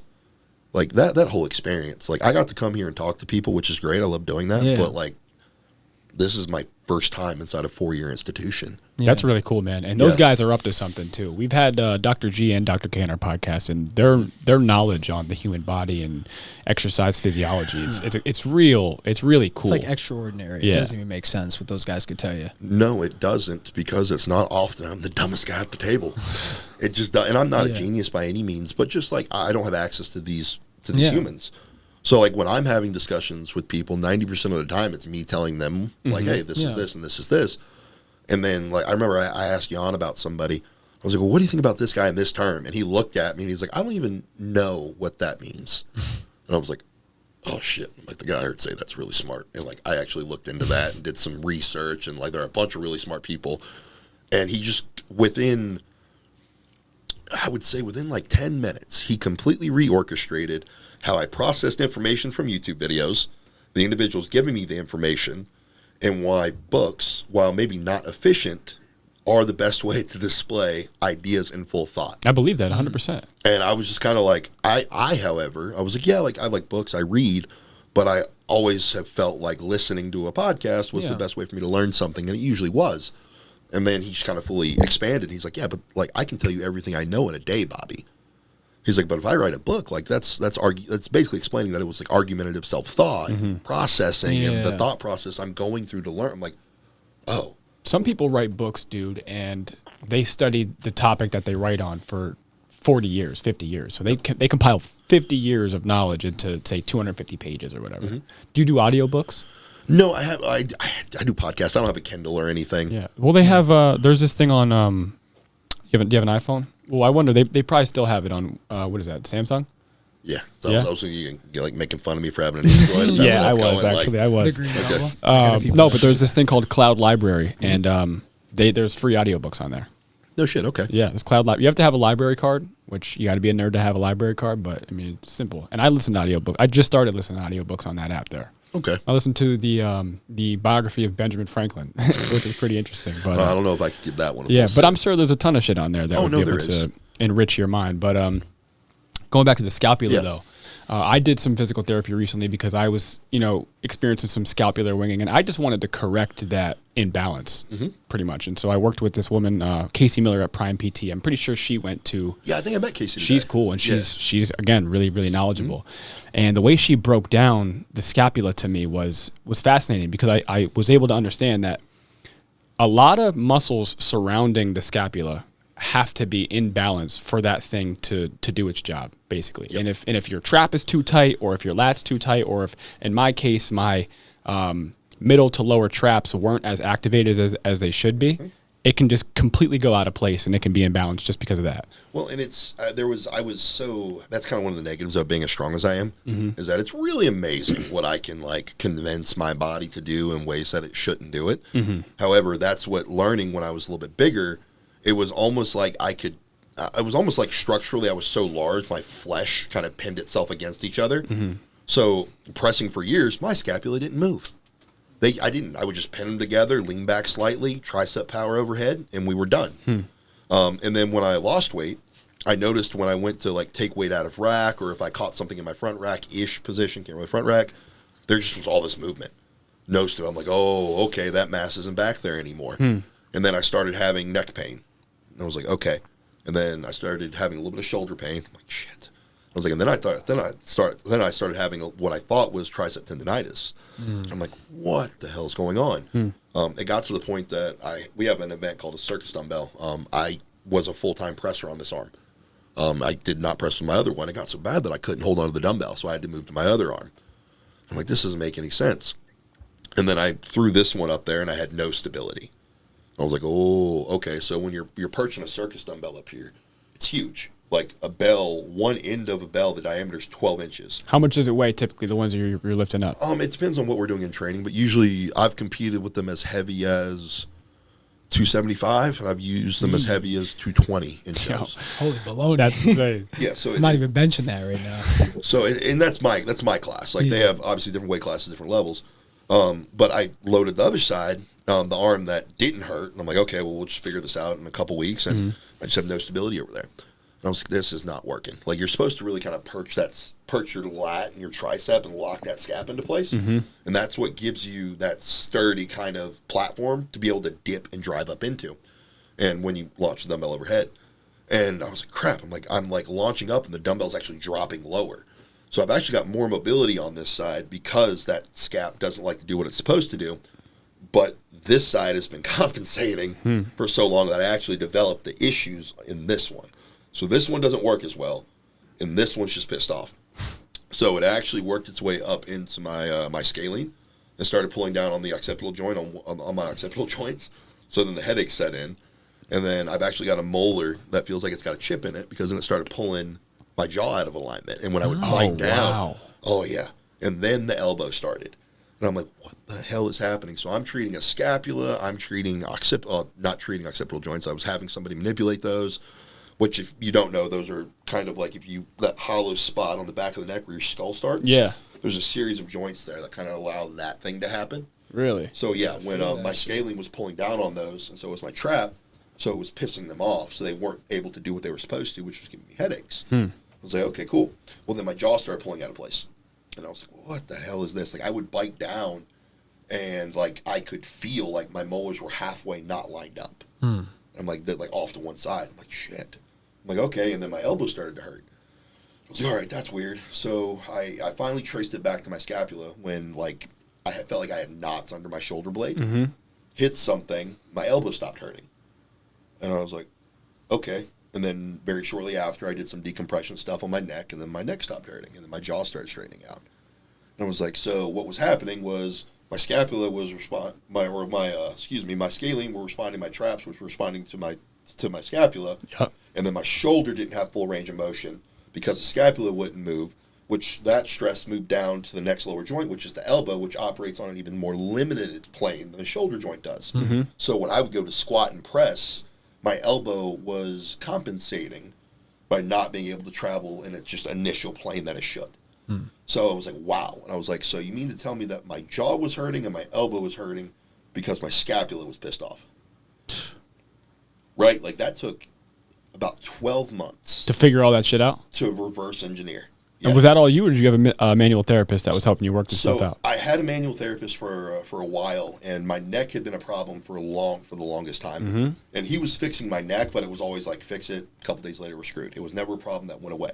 And it's still a problem I deal with, but it took me about 12 months of my own effort without having help from a recovery therapist, really. I have to look back, because everyone had something different to say. Yeah. I was like, I'm not getting anything, and it's getting worse on this side of my body. Yeah, it's like a chain effect. Like, one thing starts to hurt, and then another thing starts to compensate because of that, and then it just goes down an entire list. And I can tell you what, man, I've been doing jiu-jitsu for about maybe a little over 2 years now, and just from like defending chokes and like doing that kind of thing, my neck really hurts on this side. Yep. And if I don't figure that out, that might be a real problem for me in the future, for sure. Well, your neck hurts because you're internally rotated like everybody else in jiu-jitsu.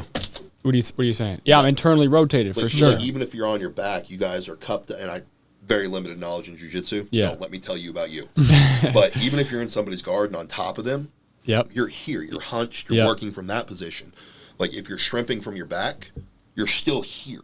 Like, if you're guarding from you're still trying to get here. No, you're right. But you guys, you guys spend so much time there, you end up an overactive back, basically. ILS kind of. Yeah, right. I try to just do this all the time. Like, I'm trying to just open up and. So I found doing that. Bring my shoulders back. Well, that's the thing. So I found that doing that really just uses my upper trap to do the job instead of like that lower and mid. That's what I was telling you. Those aren't firing as much. When I went to that lab, they put those stem patches on my mid and lower traps so that they can kind of try to turn those on a little bit more. So put your hands on your knees. Yeah. Okay, and then just shift your elbows back. You know what's weird though? When I do that, I feel like my shoulders are kind of coming out of. I feel my shoulder blades right here. moving. So yours are way back. His barely moved. He has better mobility. I'm extremely You're flexible. healthy. We're not. No, I was saying in terms of when he was talking about the neck, I was going to say the same thing because I believe, I don't know what it is. I've heard talk of like disc fusion or whatever. Not for me specifically. I'm not gonna self-diagnose myself or anything, but I definitely have some type of pinched nerve or something going on in my neck that I believe is from football because I just played for so long and I played the line similar to you. I wonder if you've ever experienced something like that, but my neck's been bothering me, like he was talking about, for probably a few years now, and I'm wondering if that will develop to a broader problem later on in life. Most likely your neck is the broader problem that's developed if it happened that long ago. In my opinion, not a doctor, guys. Don't sue me. You won't find Been in the game for a while, though, man. I'd imagine you have a solid understanding of the human body, just a little bit. Yeah, I like working out, nutrition, puppies. Puppies? My kid and guns. So, like, people aren't too high on the, like, Bobby Guns? Likes thing. What type of guns you into? Well, if the U.S. government's listening, none of them. I lost them all in a boating accident 2 years ago. Fair. Guantanamo Bay? Right. Nothing Waterboarding? Nothing too crazy, man. I've got a little bit of, like, pretty much, I'll not say one of everything, but, like, I have a few rifles, I have my AR, I have a couple pistols. Like, I come from a tradition of guns in my family. That's just who we were. That's all. So, but like, a lot of my problem solving has been kind of on my own time and rolling around on the floor. And that's kind of one of the benefits I got to when I became able to do this full time. My knowledge base, I knew a lot, but I knew a lot more about strongman. Yeah. And then that being able to start coaching strongman while I was, working with sponsors and trying to build that income source up when I very first started, and doing some other business things where more money was going out than coming in. Just that knowledge base allowed me to coach people enough to make enough money. But then when you're self-employed, you have a lot of free time. And sometimes you don't have money to put out to go do more business stuff. So I had a phone that I was already paying a phone bill on. Yeah. And I had YouTube. I couldn't afford Wi-Fi. I couldn't afford cable. Like, I had a TV that I would hook up. I'd run my hotspot on my phone to my Xbox so my kid could watch Netflix when she was over. Yeah, I've been there.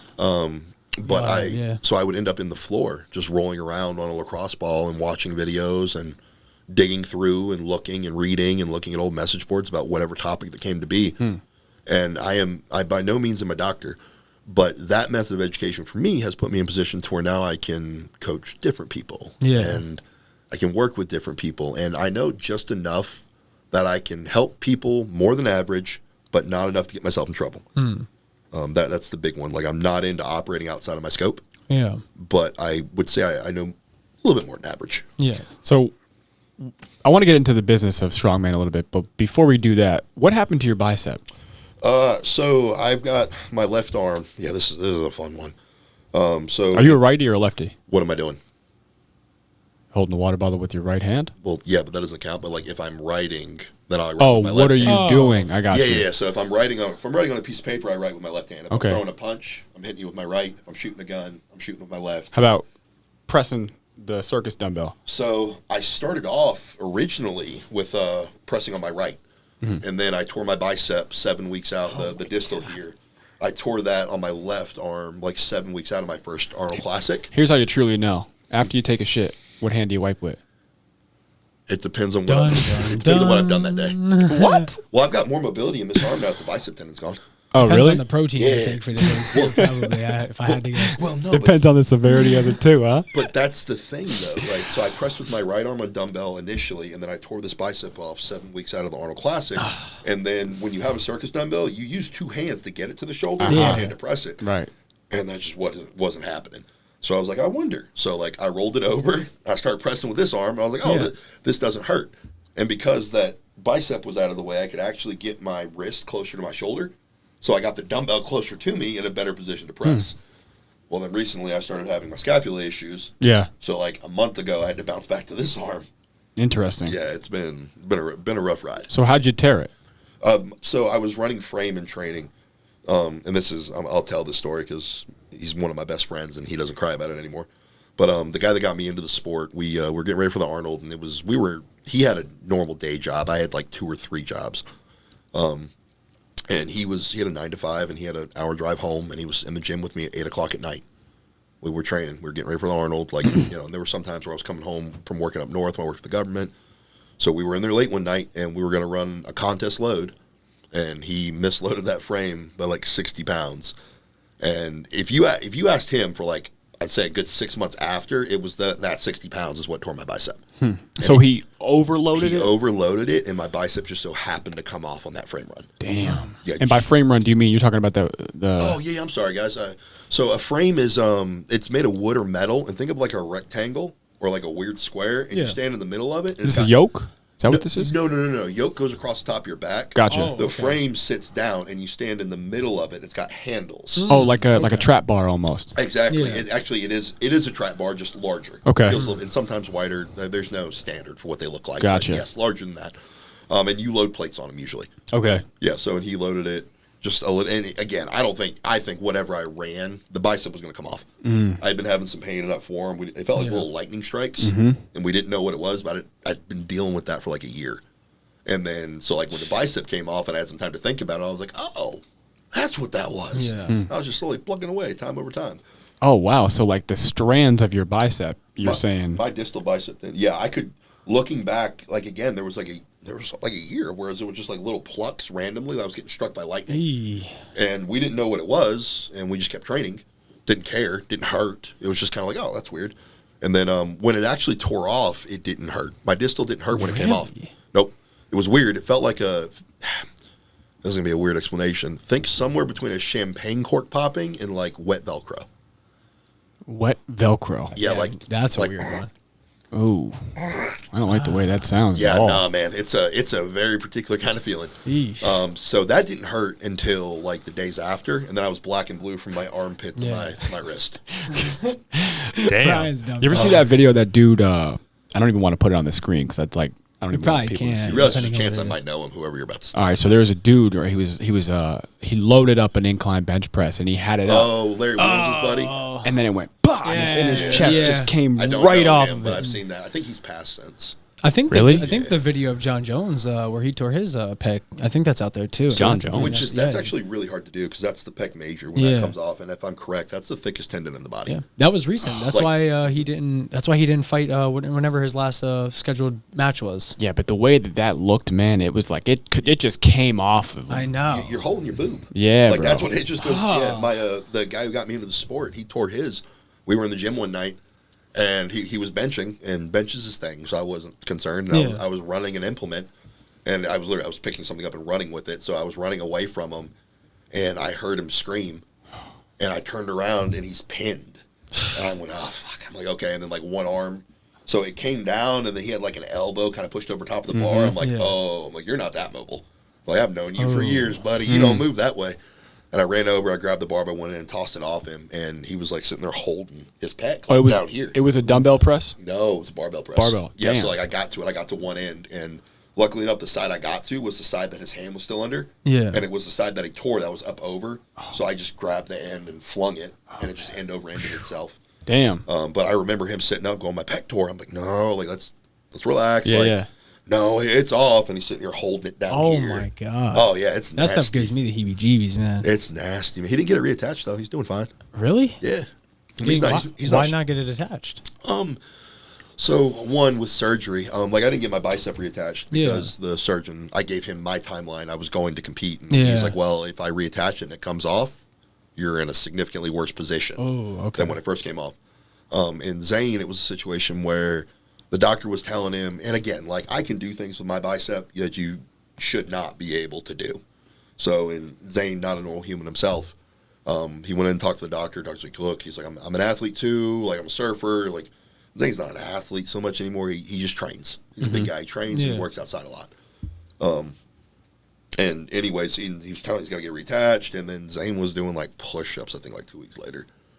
And he's like, yeah. And he's like, I'm going to have to change how I do things. Yeah. There's also a famous powerlifter, Dave Tate, who did quite a few things with a completely torn pec. Wow. So I tell him, like, man, like, let's think about this. Like, if you get that thing reattached, like, ask the doctor if it's going to affect your shoulder health. Like, ask him that. Like, what are the real negative repercussions long term? Yeah. And they weren't that bad. So he chose not to get reattached because the majority of the reattachment would have been cosmetic.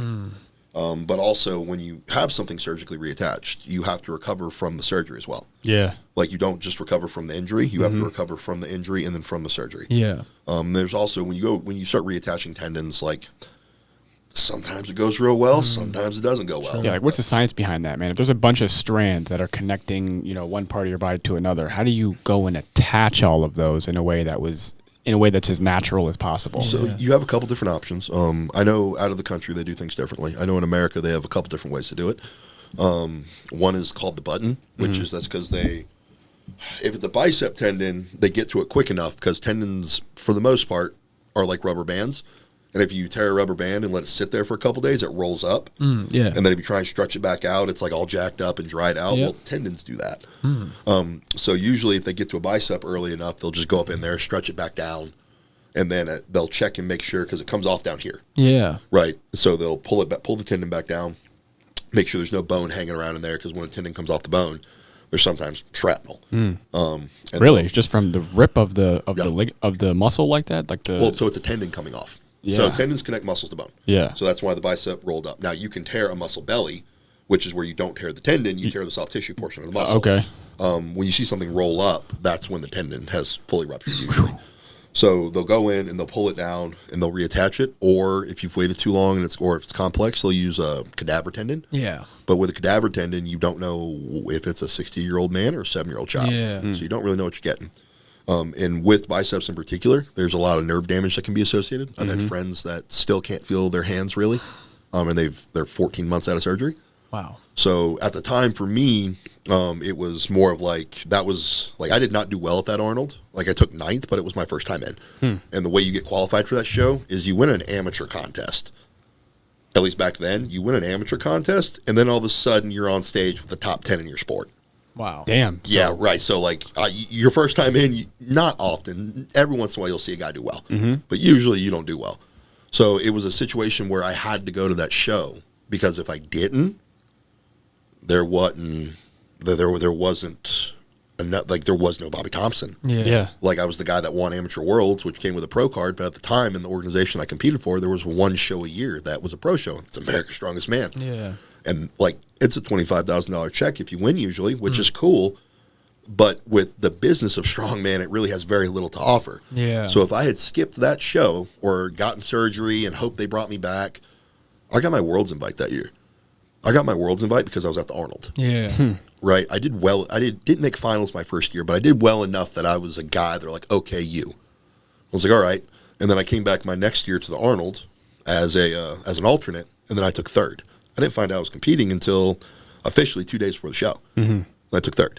And then 2021 comes around for Worlds again. I make it to the finals. So not getting this bicep fixed, that started everything rolling. That's insane. So like a lot of people, they'll be like, man, like, and my elbow hurts, guys. Like, I'm not missing a major supporting tendon. Like that's insane. That shit hurts, man.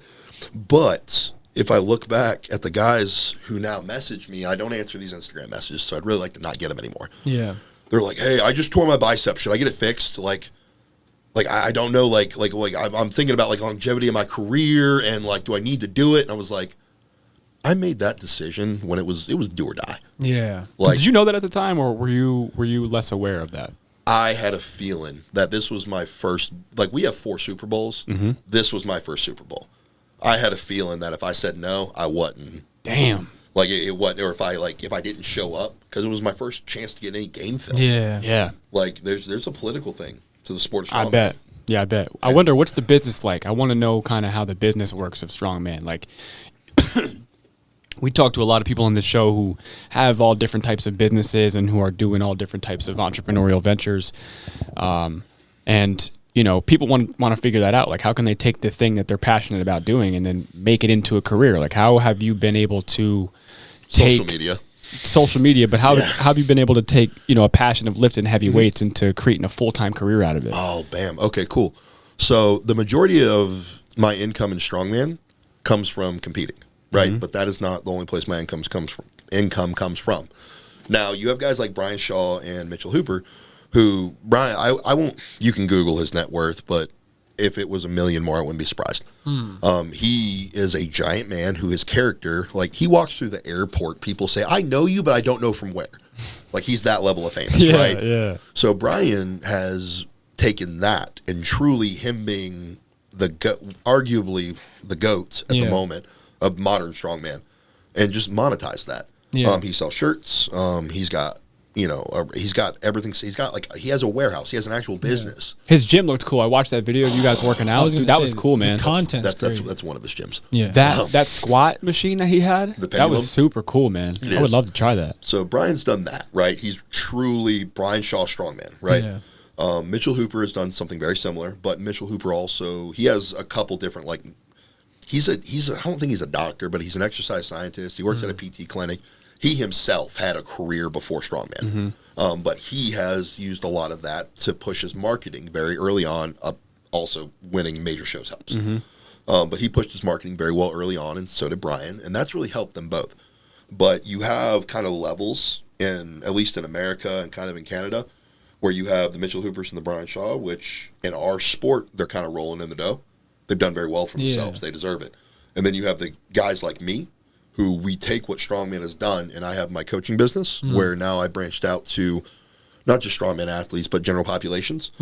I've modified my social media, my Instagram, to where it's a machine, to where I have my sponsors. Obviously, there's like, I'm wearing one of them now, Airwave. They're my mouth guard. That's a mouth guard, right? How does that work? Airwave is pretty simple. They didn't reinvent the wheel, and they don't want you to think they did.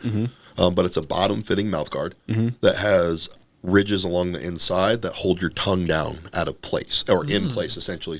So when you fit it, your tongue sits down, and it's got some ridges that hold your tongue down to the bottom of your mouth, so it keeps it out of your way for breathing. So that's one of the things it does. And then obviously, I'm sure you guys know biting down on the mouth guard, it braces the neck, engages the central nervous system. Like that, obviously, the science is there. But theirs primarily is fitted because it stays out of the way. That's cool. And it holds your tongue out of the way, which I didn't think was really a problem until I started until I had an Airwave. And I was like, oh, because I don't like mouth guards. I tried to wear mouth guards before Airwave, and I couldn't. Like, I had turned down some, what's the other one? New Age. Like, New Age had sent me, like, multiple canned, like, hey, do you want to be one of our athletes? And, like, the affiliate stuff. So, like, I had opportunity to make money, but, like, I would try it. I'm like, I'm going to wear this thing. Like, this thing sucks. Like, that's cool because you have integrity with the businesses that you work with. Yeah, 100%. And the cool thing about the Airwave is, like, I can have, like, I've got my Elf Go pouches here, which I'm not sponsored by them. Hopeless plug. These are cool, by the way. I like these. I was just gonna say them things are wicked. When I went downstairs, I like these, bro. Them jaws are crazy. I still got it rocking, bro. I'm dialed right now. It's not. They're pretty solid, and it's easy. There's not much in them, but, like, I can have 2 of those in with my mouth guard in and train. It's not a problem. Do you use those when you're competing or when you're, I guess you could say, training? So I use those when I train now. Yeah. So I got those to get off Celsius. I was drinking like 2 to 3 Celsius a day. And caffeine is not nearly the monster we want to make it. Definitely be smart. Probably don't recommend doing 2 of these at a time, but live life, YOLO, right? But there's different things in Celsius and Ghost and the different energy drinks that allow the stimulants in them to breach the blood to brain barrier even faster. So normally when that happens, there's a process of it takes time. So you're kind of getting a little bit as it's drifting through the process. Well, they've got some stuff in there now. It's acetyl something that allows that process to initiate a lot faster. So it's like a blast versus what your body would normally process them. See, it's wild. It's very interesting because he and I have just been talking about this a lot more recently too. And I do drink Celsius, so I can't knock it. But recently, for the last, I would say, what was it, 2 podcasts? I stopped drinking Celsius before podcasts because they like fire you up. I wasn't even getting caffeine's weird for me. At least Celsius is in particular. Like these I'm okay with. But something like Celsius or energy drinks or coffee, it puts me to sleep. Yeah. Interesting. Yeah, so it makes me drowsy. Like, it doesn't make me want to stay awake, doesn't want to make me move. So I would get like a buzz sensation, but I was worn down, I was tired. And because I had so much in my system, wasn't sleeping appropriately, my REM sleep was disturbed. I was waking up multiple times a night. And like I had sleep apnea, so initially I was concerned. I was like, oh, crap. I'm like, okay, my machine's not working. Well, no, it was. It was just my body wasn't. I had all that extra crap in me 24/7. Do you track your sleep and stuff like that? My CPAP does. Oh, okay. Yeah, my CPAP lets me know. Interesting. So it tells you where you're getting your deep sleep and where you're not getting your deep sleep. It tells heart me, rate, stuff like that. It tells me my mast seal level. It tells me how many episodes I've had per hour. Okay, and it gives me an overall reading. Okay. An episode, so I mean, like it'll say like, hey, you had 0.1 episodes per hour, which means, and the way that works is that when I start having an episode, I have an APAP actually. CPAPs aren't really a thing anymore. This is a breathing fit you're talking, or like a choking fit. Is that what you're referring to when you're saying an episode? Yeah, when you have an episode, when you have an apnea, it's kind of like anything that is, if I'm correct and I remember right, anything that disrupts the breathing while you're sleeping is considered an apnea. So like my machine will tell me. I'll be like, hey man, you had 0.12 or 0.1 per hour, which is fine. That's totally fine by me. Most people have something like that when they snore. Gotcha. For whatever reason. Gotcha. So I don't I track my sleep in that, and it also tells me how long I slept for. Gotcha. Things like that. So I don't really need any more than that. I can wake up and feel it. Okay. What are those real cool ones? There's like a very popular brand where I believe you're talking about it with Paige. Whoop. It's like the Whoops. Whoop, oh no, he has the Aura ring. So the Aura ring will tell him a bunch of other shit, like how much calories he's burning, how like the quality of sleep that he's getting. Yeah. I think it does some other stuff too. I've heard with the Whoop, it's pretty interesting. I'm sure like the Apple Watch may have a function like this that I don't necessarily know, but it'll give you like a percentage grade, like a percent, and then like a red, yellow, green for like your recovery in your sleep too. Yes, that's yeah, but like you. I don't know, like maybe it's because I'm so in tune with my body and I've been doing this for so long. I know as soon as I wake up. Like if I wake up too fast, oh shit! I was like, I did not get deep sleep. Yeah. Like if I wake up and okay, I'm feeling good, waking up, moving, but if I just snap awake, like for instance, y'all ever go to bed drunk? Yeah, I haven't drank in a while. I mean, I have. Yeah, I can remember. Yeah. Right, like a long time ago. Right. Yeah. Go to bed drunk, you wake up in the morning, you're like, wow, like you're all of a sudden you're alert, right? It's because you never entered REM sleep. Well, I'll tell you what. That's interesting. I always wondered that. Yeah. The past 3 days, that's kind of happened to me because we had 3 podcasts back to back, and I was drinking caffeine, or I had some form of caffeine later, and so I don't think I really was able to enter that deep sleep because I think like the half-life of caffeine is like 6 to 8 hours or something like that. 12, actually, I believe. Here, I'll look it up. I think it was disrupting my sleep a little bit. But yeah, I believe with nicotine, we were told it was 30 minutes, and then with caffeine, I believe it was 12 hours. Man, you know weed does that too? Does it? You can smoke yourself out of REM sleep. Yeah, I've heard that as well. Like if you smoke enough to fall asleep, you will not enter REM sleep. Yeah. That's why there's a phenomenon people say too when they quit smoking weed that their dreams become so much more vivid and you dream a lot more. Yeah. So I got the double whammy. I don't always I use a little bit of herb back home, but when I travel it's usually kind of limited. So like I'll know like when I go elsewhere, like if I don't usually have what would be my evening dosage, like I'll dream. Yeah. And they're vivid, and sometimes it's good, sometimes it's bad. But it also happened when I started wearing my CPAP. It's because like your brain's getting oxygen, and you're not dying in your sleep, so it starts doing all this fun stuff. Is that how a CPAP machine works? Does it actually give you oxygen? So it just blows air. So depending on the apnea you have, there's some apnea where you can wear a mouthpiece and you're fine because your tongue falls back. And then you have, in my situation, I actually have like a medical condition. I have like a naturally small airway. Yeah. Which is kind of weird, like, because I walked into a doctor and said, hey, I need to study for a sleep apnea test or whatever. And he basically looked at me and said, no shit. Like, you've got a giant neck, you're 370 pounds, you can't even sit in the chair in my office. And I was a good-looking 370. Like, that happens to all bigger guys, though, it seems like. It's not just big guys. Yeah. It's not just big guys, but yes, 100%.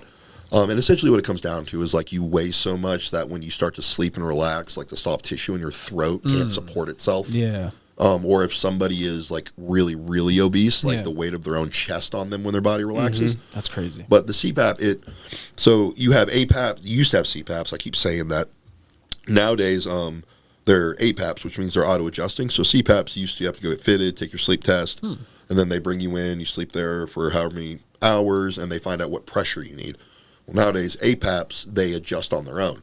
So let's say my apnea, for whatever reason, gets really bad one night, and it shouldn't. Yeah. My machine will know and will turn itself up to the pressure I need to keep breathing. Interesting. Yeah, so it senses the stop, and when you breathe out, the machine calms down. Right? So you can exit, so you can exhale. Yeah. But if it doesn't feel you inhale relatively soon, it starts blasting air. Yeah. Yeah. And what do these things look like? I've heard about them APAP all machines. over. Yeah, they're about that big, and they've got about the size of the tray you're saying? Yeah, the machine's about the size of the tray. It's got a humidifier on the side that pulls off. You can put water in there if you want. It's got a tube that comes off the back. That's probably something like that. That's the one up top. That is mine. Yeah.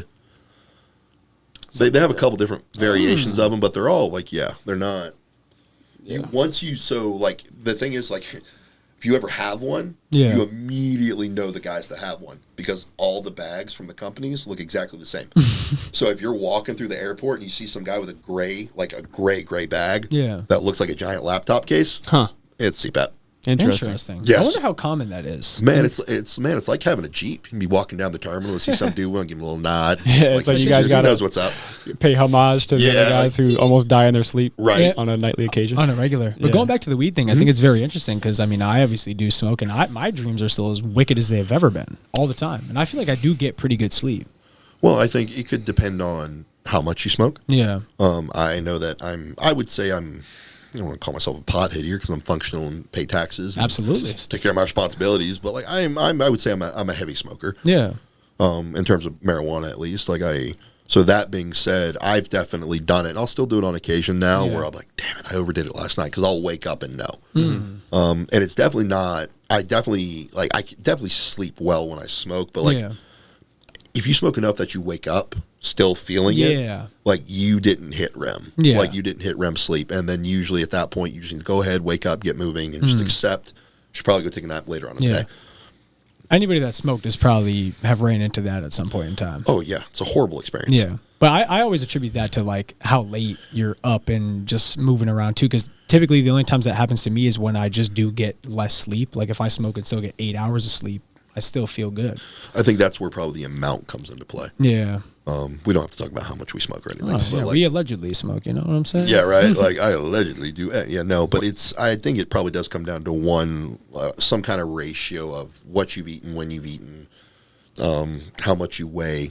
That too, how like, much you're smoking, how late you're eating. Because I definitely, I'm guilty of that. I will say For sure, bro. Because this is the problem. Is like right now for the people at home watching, it's 9:30. I'm gonna go home and I'm gonna eat some food after this. I'm gonna tell you what.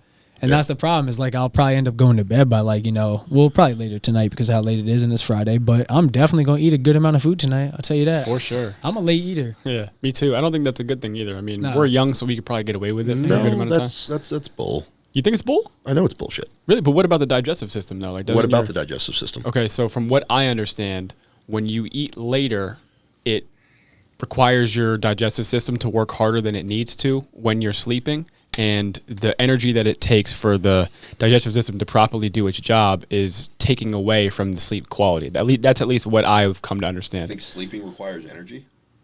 I think digesting requires energy. It does. You're not wrong. So your real concern when you're going to sleep is when you go to sleep on a belly full of carbs and I use the word concern lightly, right? If we're talking about like ultimate optimization, in my opinion, when you start introducing carbs and then going to sleep, like you're eating a bunch of fuel and then going to lay down and go to sleep. Yeah. Your body is going to utilize some of that to do things, right? But then you're also not moving. You ate a massive meal, and your insulin sensitivity is going to be all jacked up in the morning. Your stomach's going to be bloated. Your digestion's going to be off. Because usually at night when people eat a massive amount of carbs, there's a huge fat load that comes with it. And that fat, massive amounts of fat, really slows down digestion. So that's why you see I can eat 16 ounces of ground chicken, not bloat the next morning. Somebody eats 16 ounces of a high-fat red meat, they're going to bloat like hell. And that's usually just coming from the fat. So you can eat late at night right before you go to bed. I mean, actually, I tell anybody, like, if you want to get big, go train, go home, be in a good mood. It's very important.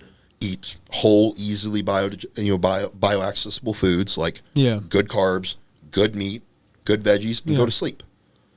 Like maybe not necessarily so many good carbs because right after a training session that you don't need to load yourself with carbs anyways. You just need enough carbohydrates in your system to fend off the body from attacking the protein as a shitty energy source. That way it can be in reserve for the protein synthesis that's required. You've said be in a good mood as a means to healthy recovery a couple times now. What do you mean by that? Is that a theory that you have or is that backed by something? No, it's backed by science. There are some studies that suggest that the feeling this is how it was presented to me. So there are some studies that do in fact suggest that the oxytocin and dopamine release you get from cuddling with your significant other for 30 minutes is almost as effective, if not in some cases, as effective as a 30-minute massage. Interesting. Like, have you not for ever... the relaxation of your muscles and... Okay, so why do you go to, like, have you not ever heard somebody say you hold stress in your traps? Yes. You really, like, I don't want to use a funny phrase here, but, like, do you think rubbing stress out is always... Like, is that the only way? Like, stress is a feeling. Oh, no, definitely not. Like, stress is a sensation. Good point. Yeah, that's a good point. Like, that's like, you should not, like, essentially what's happening, and don't get me wrong, I think, like, manual manipulation of soft tissue, there's 100% a place for it. Yeah. But manual manipulation of soft tissue, that shit hurts. It does. Yeah. Like, how many times have you ever got a massage and they turn the lights down in the room? Yeah. They get the hot oil out. They turn the music on. They do this thing where they put their finger in my armpit. There's like a muscle in there. It's called your subscap. Yeah, my subscap. Feels like your skin's coming off. And that shit hurts, dude. Yeah, so that's not a massage therapist. That's somebody who knows what they're doing, and you're not meant to relax during that. That's a thing. Yeah. But that's because a lot of times when people go get a massage, like they don't go see somebody who's going to hurt them. And I mean hurt as in sensation of discomfort, not cause damage. They go into that room and it's like quiet bed. They make you feel good. They put the lotion on. It smells nice. I like candle. Play the music you want. You're relaxed. It sounds a whole lot like I'm cuddling with my woman back home. Yeah. Like intimate, son. But no, that's what it is. If you can shut down your brain, disengage, and be in a good mood and just be happy, like your serotonin does cool things, your dopamine does really cool things, your body starts to relax, your cortisol levels begin to drop, prolactin sees a decrease. I really think stress kills. Stress, it does. like it shows on people, and it's a big like factor in like I think it plays a factor in like how you look visibly in terms of your age. You could be a lot younger than your stress makes you, or I guess you could say how I perceive it. I used to have hair down to my shoulders. Now it barely grows on the top of my head at this point. The beard's past the shoulders. Yeah, the beard's real Viking like. You You think you got some Viking ancestors in you? Probably. I don't doubt it. So like I said, like I wasn't born in this country, but my family's from this country. Thor definitely got some Viking ancestors. Yeah, they named Greenland so people would go there and find out it wasn't green. They named Iceland to deter people. Like, Yeah, they're reversed, aren't they? Or is that a myth? Yeah, no, that's you're not right. reverse. Yeah, Like, that's right. That's right. Like, no, I don't know if I have Viking. I mean, we're European. Like, like the Thompsons came over as Kronenbitters from Germany, and then my father just so happened to get stationed back in Germany doing some secret squirrel shit. And I wasn't. I was born on German soil, and we lived on German soil. I wasn't born in a military hospital. Yeah. So I just so happened to go back to the country of my ancestry to be born on German soil. So I am German, was born in Germany. My family is American, and that's my dad's side. How long did you live in Germany at all? Did you live in I was Germany? young, yeah. Up until 2 years old, right? Yeah, I was like 2, yeah. And then you lived in Hawaii? No, that's awesome. There were a bunch of places for Hawaii. There was North Carolina, South Carolina, Alabama. We lived off the Potomac River for a little while. Then we were in Hawaii. Then we came back to Virginia. Hawaii? Why would you leave Hawaii? I feel like if I moved to Hawaii, I was I don't. Well, so I know why my father left. He chose his family over his career, 100%. My dad was going to retire. He was already due to retire from the Marine Corps. My dad had a very, very high-speed job. Like, my dad was the Marine that Marines want to be. And then he was able to pull back and get put in more, not an admin position, but he now became a guy teaching people to go do the things-ish. Nothing at that point, it wouldn't have been like, yeah, my dad's James Bond shooting a golden gun. But like, hey, guys, like, going into this situation, this is what I've experienced. He kind of got that kind of, I guess, upper position. And then they told him he was going to have to go to Okinawa for 2 years unaccompanied. Wow. Which unaccompanied means your family isn't allowed to go with you. And my dad was kind of like, well, you know, I've got some really cool places that want to employ me, and they've been knocking, so retirement, here we are. Yeah. And then we came to Virginia. Were you tight with your dad growing up? No, I didn't get to know my dad really well. My dad was gone a lot. Up until, like, what age? Throughout your teenage years, or? So my dad being gone a lot when I was a kid, like, he came home with some things he had to deal with, and then I will say, like, the marriage wasn't the best, so I completely understand why he was the way he was, but that really kind of, like, robbed us of some, like, younger childhood stuff. Yeah. And then when my parents split, it was a situation of, like, I don't like them, and I like him a little bit more, and I went to live with him, and then we got really close. Yeah, I was wondering, like, did you get a lot of your mindset from your dad, being that he was military and probably had a lot of self-discipline and was probably a bit harder than most men?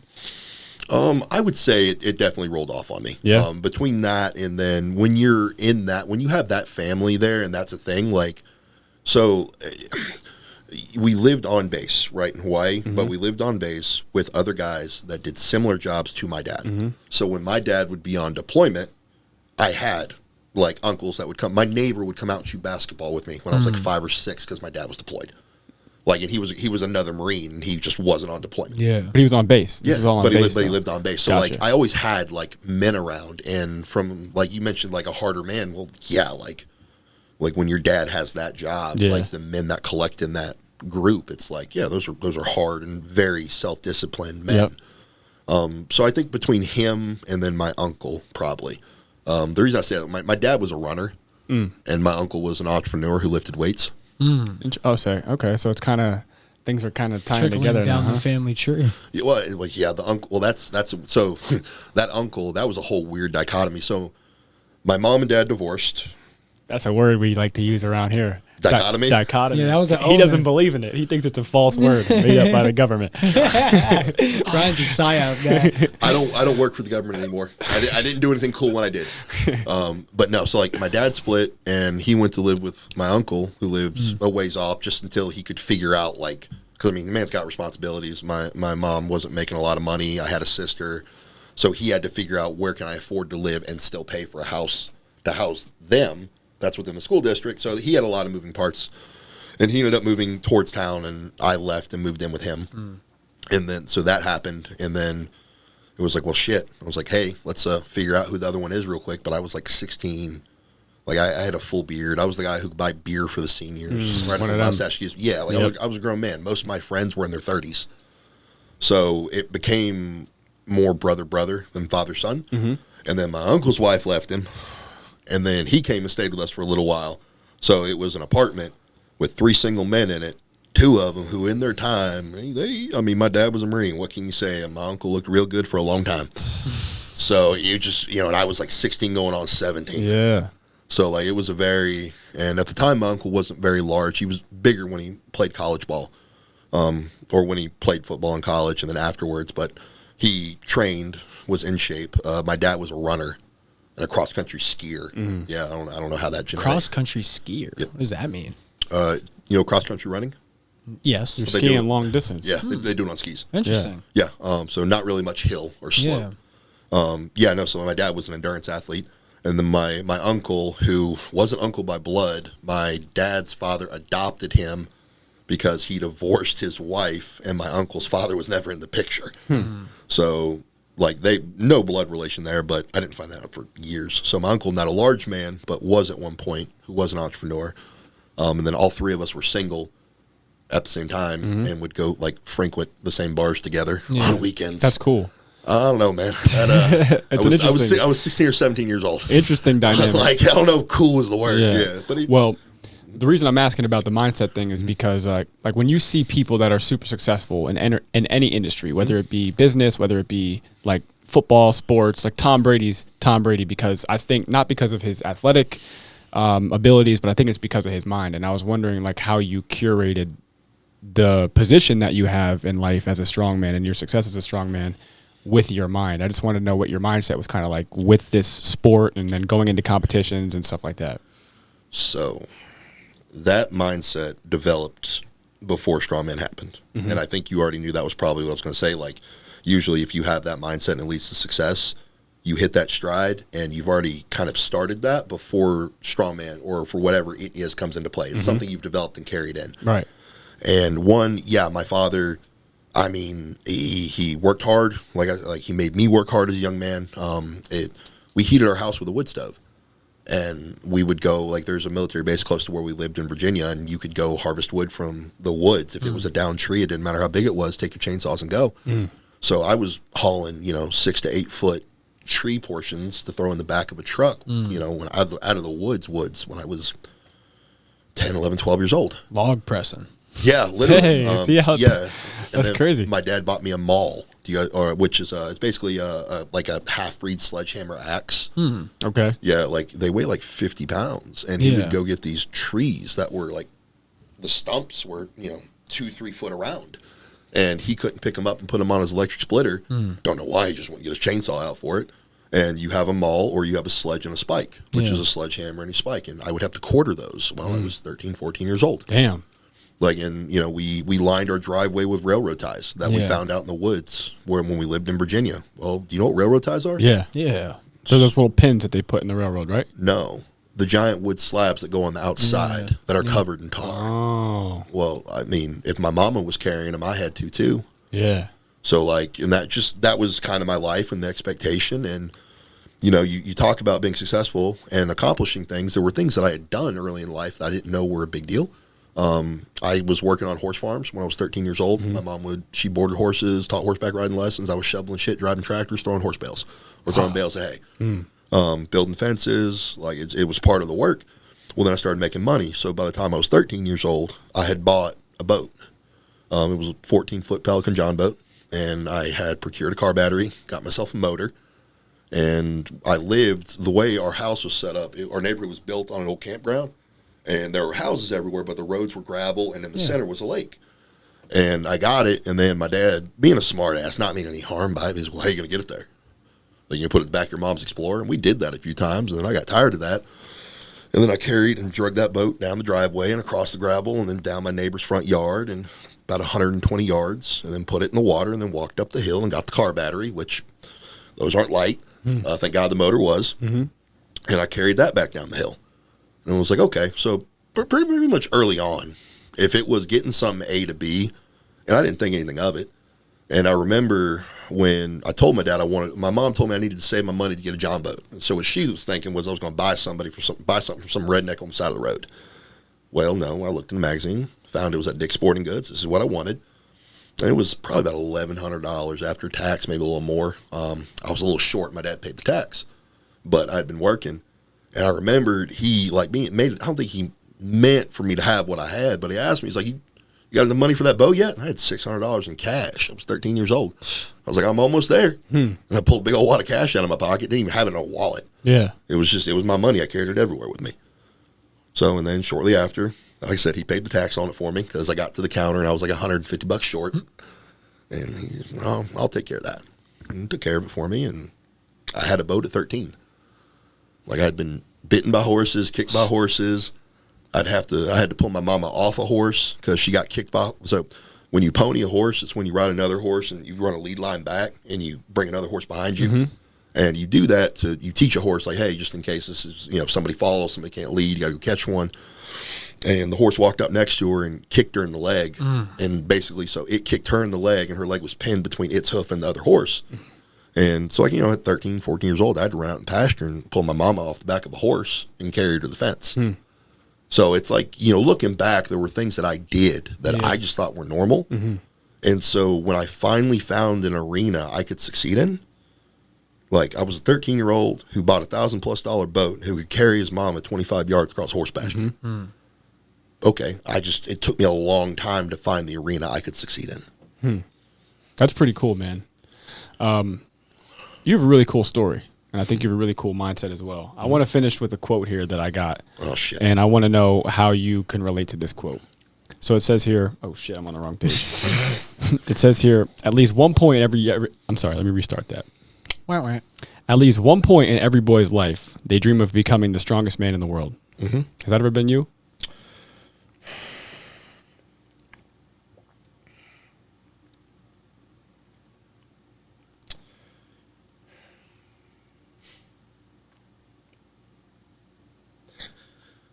In the 7th grade, I had a math teacher, and he was ruthless in a passive-aggressive sense. And I remember he was yelling at me in class one day, and I just kept staring right at him. Just kept staring at him. Kept staring at him. Yes, sir. Yes, sir. I mean, shit, you ain't met my daddy. I'm like, yell all you want to, buddy. Like, you ain't got nothing on me. And he finally stops and he looks at me, and he goes, do you want to play poker? I still to this day don't know how to play poker. And I said, no. And he goes, what the hell you want to do for a living? And like middle teacher dropped it and dropped the H-bomb at the time. That's kind of a big deal. I looked at him and I said, I want to be the strongest man in the world. Had no context of what that meant. But I remember that. And he just didn't say much. Kind of looked at me. And I think he made another joke and just kind of continued class. But he didn't expect me to say that. And I don't know why I said it, but just at the time, like, because he was just getting irritated because he couldn't get a rise out of me. Like, he was yelling at me and I was staring at him like I was a grown man. Like, I was being respectful. He couldn't get mad at me. And, of course, you're a male teacher yelling at a 7th grader. You think it's going to tremble a little bit. No. And he asked me a question, and I guess that's how little I cared about anything he had to teach me or say. Because when your math teacher asks you what you want to do for a living, and you say, I want to be the strongest man in the world, it's a really weird, like, line to draw. Yeah. Like, that's where you went. So, I don't know, man. Like, I think back about that a lot, and I wasn't doing strongman, wasn't thinking about doing strongman, didn't know what the fuck that even meant. But it's exactly what I said. Damn. Do you believe in fate? No. No? No. It sounds like what you said to your math teacher that day ended up becoming the trajectory for the rest of your life. I don't believe in fate. You got the coincidence? No, I think I meant it. I think I meant it because even at that point, I had always been strong. Like I always was. And I think even at that point, some part of me knew, like, that was my gift. I hadn't done anything other than, like, play football to really maximize that. But I was still getting, I was still the kid that got put on his ass by the 8th graders. Yeah. Like, but then just, I don't know, for whatever reason, like, that's what came out. You fucking did it, man. Not yet, but I'm getting there, and it's going to happen. Wow. Dude, that's fascinating. Bobby Thompson, go get his podcast. This was an honor, man. No, Seriously. Thanks for having me, guys. This one was relaxed. Absolutely. That was cool. I really liked how relaxed this was. Thank you very much. Thank you, man. That was cool. Thank you, guys. You're the man, dude. No, thank you, guys. I'm excited to watch you too, and I'm excited to see what you do with the rest of your career. And who knows, maybe we'll do this again one day. Absolutely. Dude, I'm all about it. Hell yeah. Let's go, guys. Appreciate y'all. Man, much love, Bobby. Thank you for doing this, man. Thank you, guys. I appreciate it. Where can we find you on Instagram? Where can we go and watch it? Where can people learn more about you? Man, so I've got if you YouTube Bobby Thompson, my YouTube page will pop up. I don't know exactly what my YouTube handle is because I just started putting videos up like 2 weeks ago. Okay. Instagram, it's Pro Strongman Bobby Thompson. It's not hard to find. If you Google my name, Strongman comes up like third one down. Yeah. Well, I'll tell you what. You were pretty easy to find for me. I'll tell you what. We prepped for you using ChatGPT. So I asked AI, artificial intelligence, who is Bobby Thompson and what has he done? And it basically helped me to write almost 3 pages about your life. Yeah. It's crazy. It told me all your records. It told me where you were from. It told me you grew up in Germany. It told me a bunch of shit about you. Yeah. Damn Decepticons. Yeah.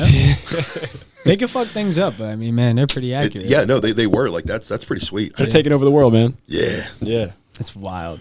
Well, Bobby, again, thank you, man. I hope we can do this again in the future. And again, like he said, I'm really looking forward to, continuing to see you flourish and, obtain all the things that you want to obtain in your life and, keep pursuing greatness, my friend. Appreciate you guys. Thank you. Hell yeah. Absolutely. All right. Go Get His family. Thank you for watching this episode. We do appreciate you. As always, like, subscribe, share with a friend if you did enjoy. Make sure to check Bobby out. Everything will be down in the description below.